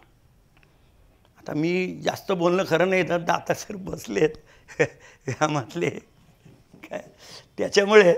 परंतु ज्या वेळेला फुफ्फुस पूर्ण फुगवतो आणि पूर्ण कॉन्ट्रॅक्ट करतो त्यावेळेला मॅक्झिमम ऑक्सिजन घेतला जातो आणि मॅक्झिमम टॉक्सिक एअर फेकली जाते. आणि आपल्या शरीरातली सर्व इंद्रिय ही स्नायूंपासून बनलेली आहेत. मग आपण ते करतो त्यावेळेला फुफ्फुसाच्या स्नायूंना व्यायाम होतो. म्हणजे फुफ्फुसाची फिजिकल आणि स्ट्रेंथ वाईज क्षमता वाढते. मग फक्त तेवढंच होतं का हो? तर नाही. ज्या वेळेला फुफ्फुसं फुगतात त्यावेळेला त्याचं प्रेशर हार्टवर येतं, हार्ट कॉन्ट्रॅक्ट होतं आणि फुफ्फुसं ज्या वेळेला कॉन्ट्रॅक्ट होतात त्यावेळेला त्याला स्पेस मिळते, तर ते एक्सपांड होतं. म्हणजे आपण देतोय व्यायाम फुफ्फुसाला आणि फायदा होतोय हृदयाला. बरं फक्त तेवढा होतो का? नाही. फुफ्फुसं चौफेर फुगवायची आहेत. म्हणजे फक्त छाती फुगून नाही चालणार, पोट पण फुगलं पाहिजे. म्हणजे लॉन्जिट्युडिनल पण फुगणार आणि अशी पण फुगणार. आता लॉन्जिट्युडिनल फुगण्याकरता तुम्हाला पोट आत बाहेर करायला पाहिजे. ब्रिदिंग करताना श्वास घेताना पोट, छातीबरोबर पोटही फुगवायचं आणि सोडताना ते पण कॉन्ट्रॅक्ट करायचं. म्हणजे उदरपोकळीतल्या सर्व इंद्रियांना पण व्यायाम होतो. आणि आपलं स्वास्थ्य ठरवणारी महत्त्वाची सर्व इंद्रिय उदरपोकळीत आहेत. का? तर त्याचं पचन, अन्नाचं पचन, पचलेल्या अन्नाचं शोषण, शोषलेल्या अन्नाचं अभिशोषण आणि पचनोत्तर त्याज्य पदार्थांचं उत्सर्जन हे चांगलं होतं. तर मी ज्या वेळेला असे मराठी शब्द वापरतो ना, लोकांचे चेहरे चौकनी असतं, काय बोलणार म्हणून. पण तेच जर मी म्हणलं डायजेशन, ॲब्सॉर्प्शन, ॲसिम्युलेशन अँड एलिमिनेशन, हां आता कळलं काय. तर विनोदाचा भाग सोडून देऊ. तर हे चांगलं होतं आणि हे चांगलं झालं तर आरोग्य चांगलं राहणार आहे. इतका साधा विषय आहे की दिसायला ते एकच आहे, दीर्घ श्वसन किंवा व्यायाम किंवा प्राणायाम. पण होतं आहे काय? बरं एवढ्यावर भागलेलं नाही. हे सगळं करताना न कळत आपल्या मनाची एकाग्रता होते. आणि मनाची एकाग्रता जेव्हा होते त्यावेळेला आत्मा, मन, बुद्धी हे पण त्यात आकाशतत्वाखालची वस्तुनिष्ठ अस्तित्व नाही, पण आपल्याला जाणवतं. त्यांची इन्व्हॉल्वमेंट होते आणि ते आपल्याला कशाच्या थ्रू जाणवतं? मेंदू आणि मज्जासंस्था. म्हणजे दिसायला तो प्राणायाम किंवा व्यायाम किंवा दीर्घ श्वसन असतं, पण ते केलं तर आत्मा, मन, बुद्धी, मेंदू, मज्जासंस्था, हृदय, फुफ्फुसं आणि उदरपोकळीतली सर्व इंद्रिय ह्या सगळ्यांना व्यायाम होतो. म्हणून प्राणायाम करणारे काय छातीठोक सांगतात, प्राणायामाने आम्ही वाटेल तो रोग बरा करतो. कारण आता राहिलं आहे काय, शरीरातलं एवढं झाल्यानंतर फक्त चावम्यावर राहिलं. आणि आयुर्वेद, योग आणि निसर्गोपचारवाला माणूस पथ्य पाण्याशिवाय तर बोलूच शकत नाही. म्हणून प्राणायामाने वाटेल तो रोग बरा करतो. फक्त त्याची ॲनाटॉमी, फिजिओलॉजी त्यांना शिकवली जात नाहीत आणि शिकवली तरी ते सांगत नाहीत. ती समजून घ्यायला आम्ही सांगतो की हे समजून करा. कोणतरी आला इथेने 2 टपला मारल्या म्हणून नका करू. आडूमाडू कोणतरी अशोक जवळ आला आणि काहीतरी बडबडला नका करू. समजून घेऊन करा. कारण आपणच आपले डॉक्टर आहोत. आपण आजारी पडलो आपल्यालाच कळतं. डॉक्टरांनी दिलेली औषधं आपणच घेतो. आणि डॉक्टर असं सांगतात का 3 दिवस औषध घेऊन परत येऊ नको, 8 दिवस औषध घेऊ नको, 3 महिने औषध घेऊन येऊ नको. काय होतं सांगा, मग बघू, मग बदलून देऊ. आणि मग तुम्ही काय सांगता, डॉक्टर 3 दिवस घेतलं, जुलाब बंद झाले, उलट्या बंद झाल्या, पोट दुखायचं थांबलं. डॉक्टर ताप 2 दिवसात उतरला. आजारी पडलो आपल्यालाच कळतं. तुम्ही डॉक्टरकडे जाऊन सांगा डॉक्टर काहीतरी झालं आहे म्हणून आलो आहे तुमच्याकडे, काढा शोधून. अरे काय झालं बोलतं खरं, पोट दुखतं आहे. मग ते केव्हा, कसं, कुठे, कधी, किती सगळं विचारून त्या अनुषंगाने त्यांच्या क्लिनिकल आणि बाकीच्या टेस्ट होतात. म्हणजे ते सांगतो आपण आणि 2 दिवसांनी ओ डॉक्टर ते हे सांगायचं राहिलं काय राव. तरीच म्हटलं सापडत का नाही, हे खरं आहे. हे आपण जीवनात अनुभवते. म्हणजे पहिला डायग्नोसिस आजार पडल्याचं आपल्याला कळतं, उपचार आपणच घेतो आणि बरं झालं आपल्यालाच कळतं डॉक्टर कोण आहे. आपणच आपले डॉक्टर आहोत. मी फक्त बुरखा काढून आरसा दाखवला आहे. आपल्याकडे स्वतः आम्ही जो कोर्स घेतो त्याच्या आधी एक इंट्रोडक्शन लेक्चर देतो. आजपासून स्थानिक कार्यक्रम बघायला सुरुवात करा. कोर्स करा असं मी म्हणत नाही, त्याचा हा प्लॅटफॉर्म नाही. पण ती पहिली 2 आहेत ना, केळकरच्या तोंडात सांगतो, फुकट आहे तो, त्याला फी नाही आहे. ते फुकट लेक्चर ऐकायला आहे. Power point presentation. पहिल्या व्याख्यानाचं नाव दृष्टी देणारा दृष्टिकोन निसर्गोपचार. स्वतःकडे थर्ड पर्सन म्हणून बघायला लावणारं हे शास्त्र आहे. हा विषय काय आहे, हा कोर्स काय आहे, या कोर्समध्ये आम्ही तुम्हाला काय देणार आहोत, आम्ही हा कोर्स का घेतो, तुम्ही तो करावा असं आम्हाला का वाटतं, याची त्यात माहिती मिळते. आणि त्या माहितीमध्ये निम्मा निसर्गोपचार कळूनच जातो. मग तुम्ही ठरवा करायचं की नाही.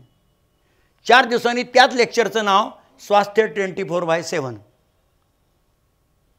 आपल्या लहानपणी जी भाषा होती 12 महिने 13 काळ, त्याचं 21व्या शतकातलं नाव 24/7. व्याख्यान तेच, चष्मा बदलून.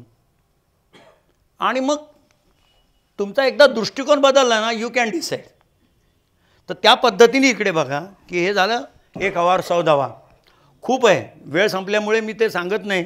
नाहीतर हे टाउन प्लॅनिंगचे जे नियम आहेत, शुक्रवार पेठेतले, गुरुवार पेठेतले आणि या बाहेरच्या उपनगरातले वेगळे आहेत, ते सगळे 1901 साली आणि 1906 साली ग्लासगो शहरात इंग्लंडमध्ये काही सर्वे झाले, त्याच्या आधारावरती त्यांनी टाउन प्लॅनिंगचे नियम ठरवलेले आहेत.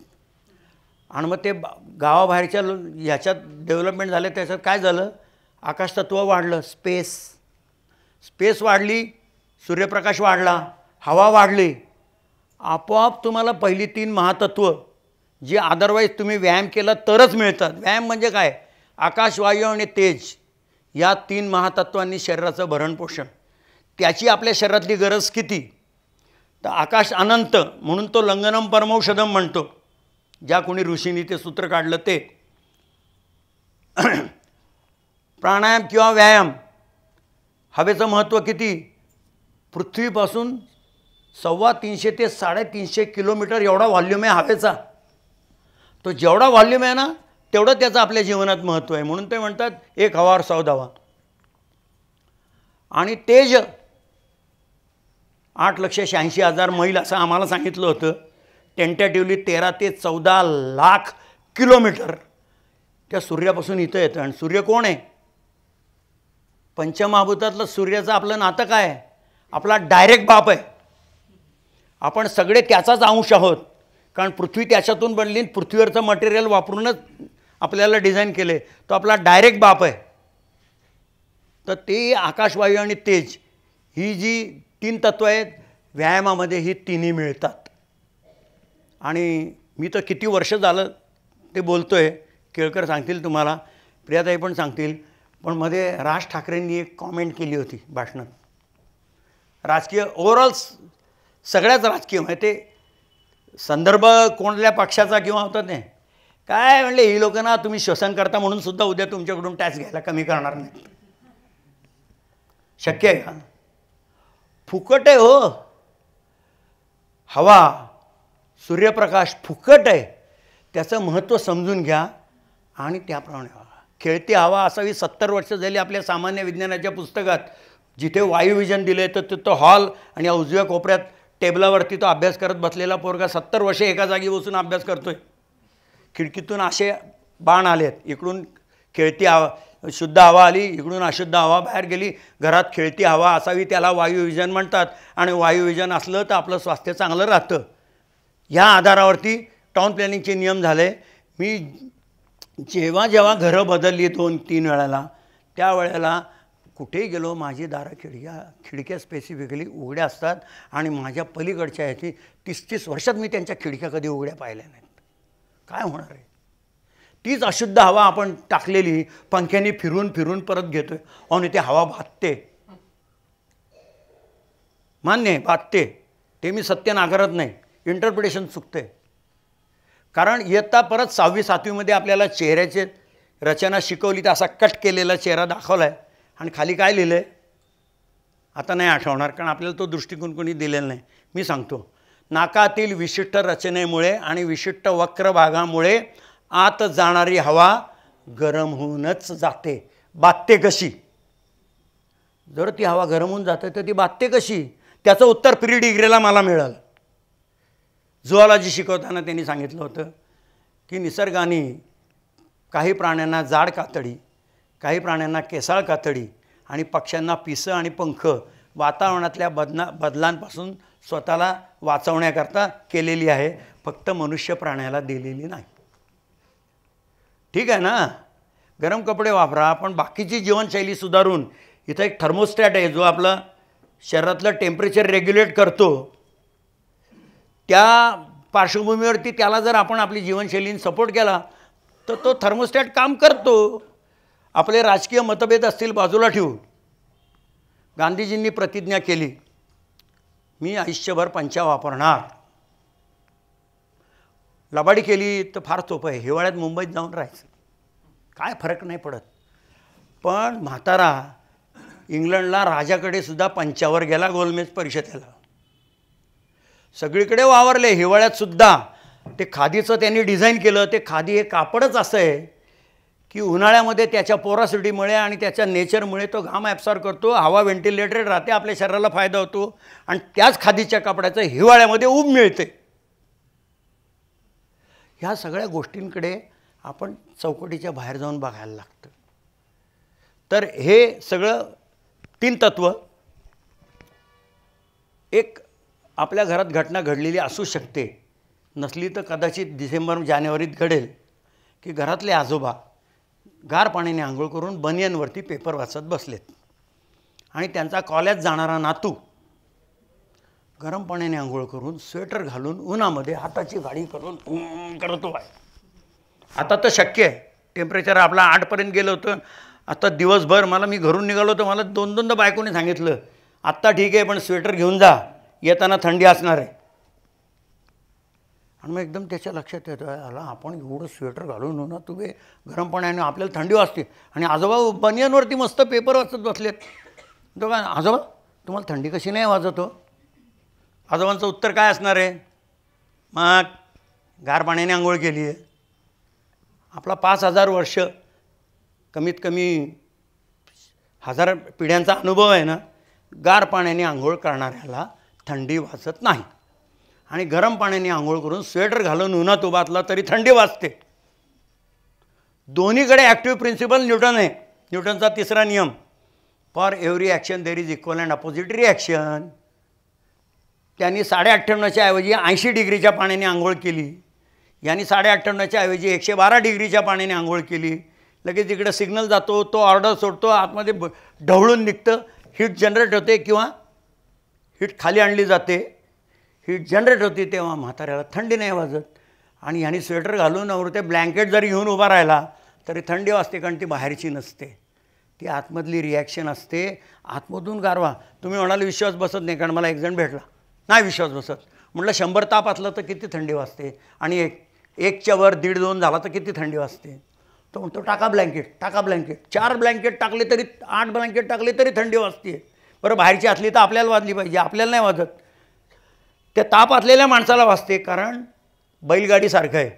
बैलगाडीवाला बैलाला चाबूक मारून शेपूट पिळतो, पळवतो, म्हणून कासरा सोडत नाही. कासरा खेचून धरतो. जेवढा बैलाचा स्पीड जास्त तेवढा कासऱ्यावरचं टेन्शन जास्त.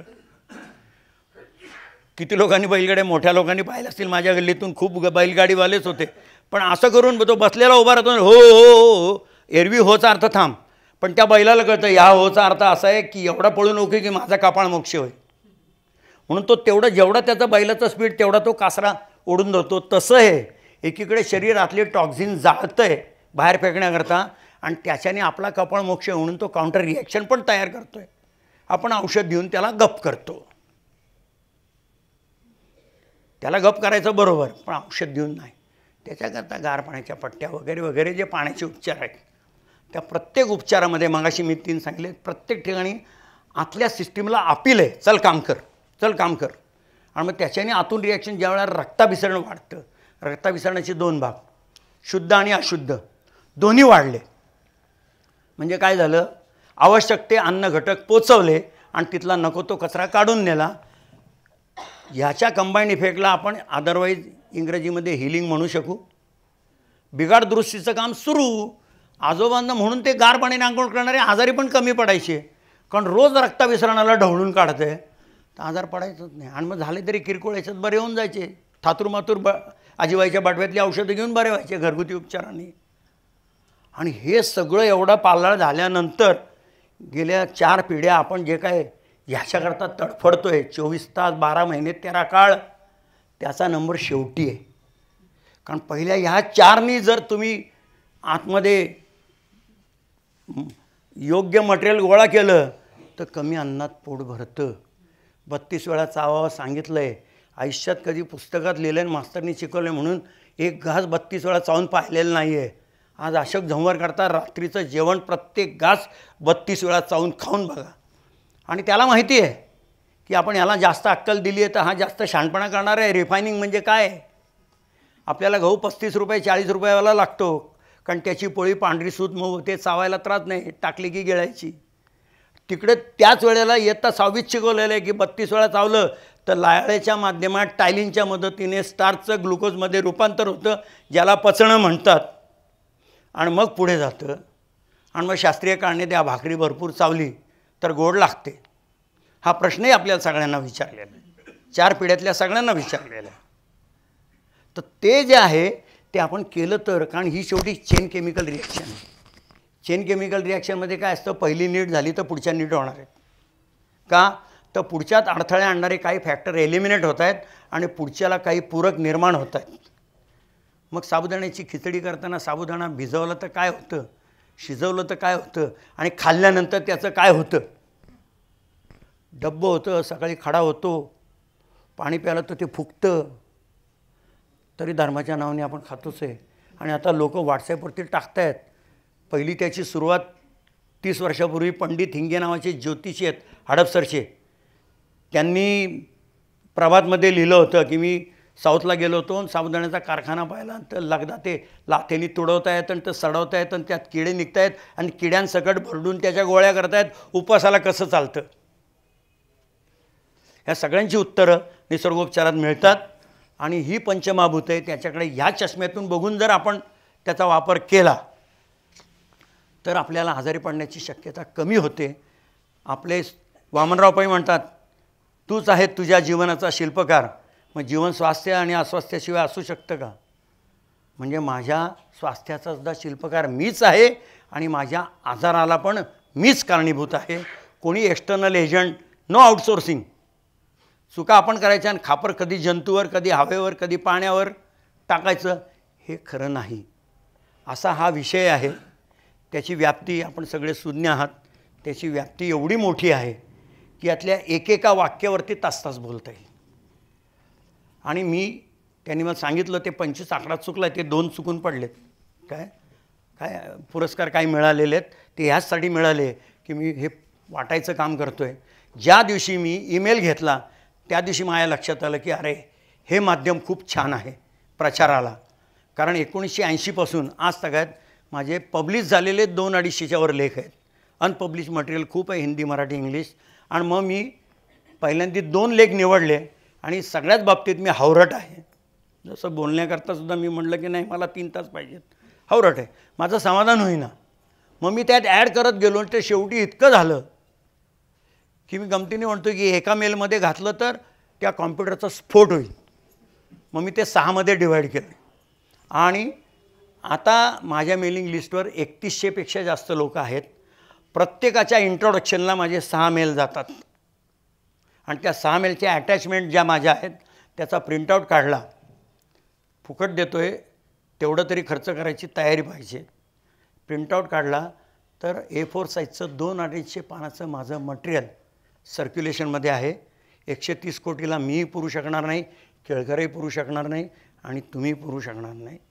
त्यावेळेला जर इंटरेस्ट या भाषणामुळे जर डेव्हलप झाला असेल तर प्लीज माझा ईमेल ॲड्रेस लिहून घ्या, प्रियाताईंचा रेफरन्स द्या. कारण आता प्रियाताईंचा रेफरन्स घेऊन जे येतील त्यांचं मी प्रिया या नावाने वेगळी लिस्ट करणार आहे, त्यांचा ग्रुप वेगळा, आणि मला मेल पाठवा.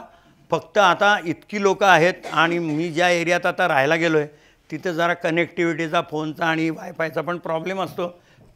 परत घरातल्या बाकीच्या पण जबाबदाऱ्या असतात, थोडा वेळ लागेल, पण 4-8 दिवसामध्ये मी ते पाठवीन.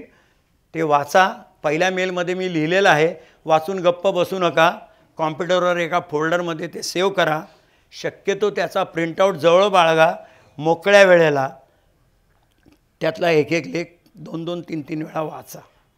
मग तुम्ही प्रवासाला गेलात, कुठल्या तिकिटाच्या क्यूमध्ये, सिनेमाच्या क्यूमध्ये उभे आहात, ते जवळ ठेवा. जेवढं मिळेल लेख आहेत, छोटे छोटे 3, 4, 5, 8 पानाचे लेख आहेत, ते वाचा. आणि ते रिपीटेडली वाचलात की ते कळत जाईल.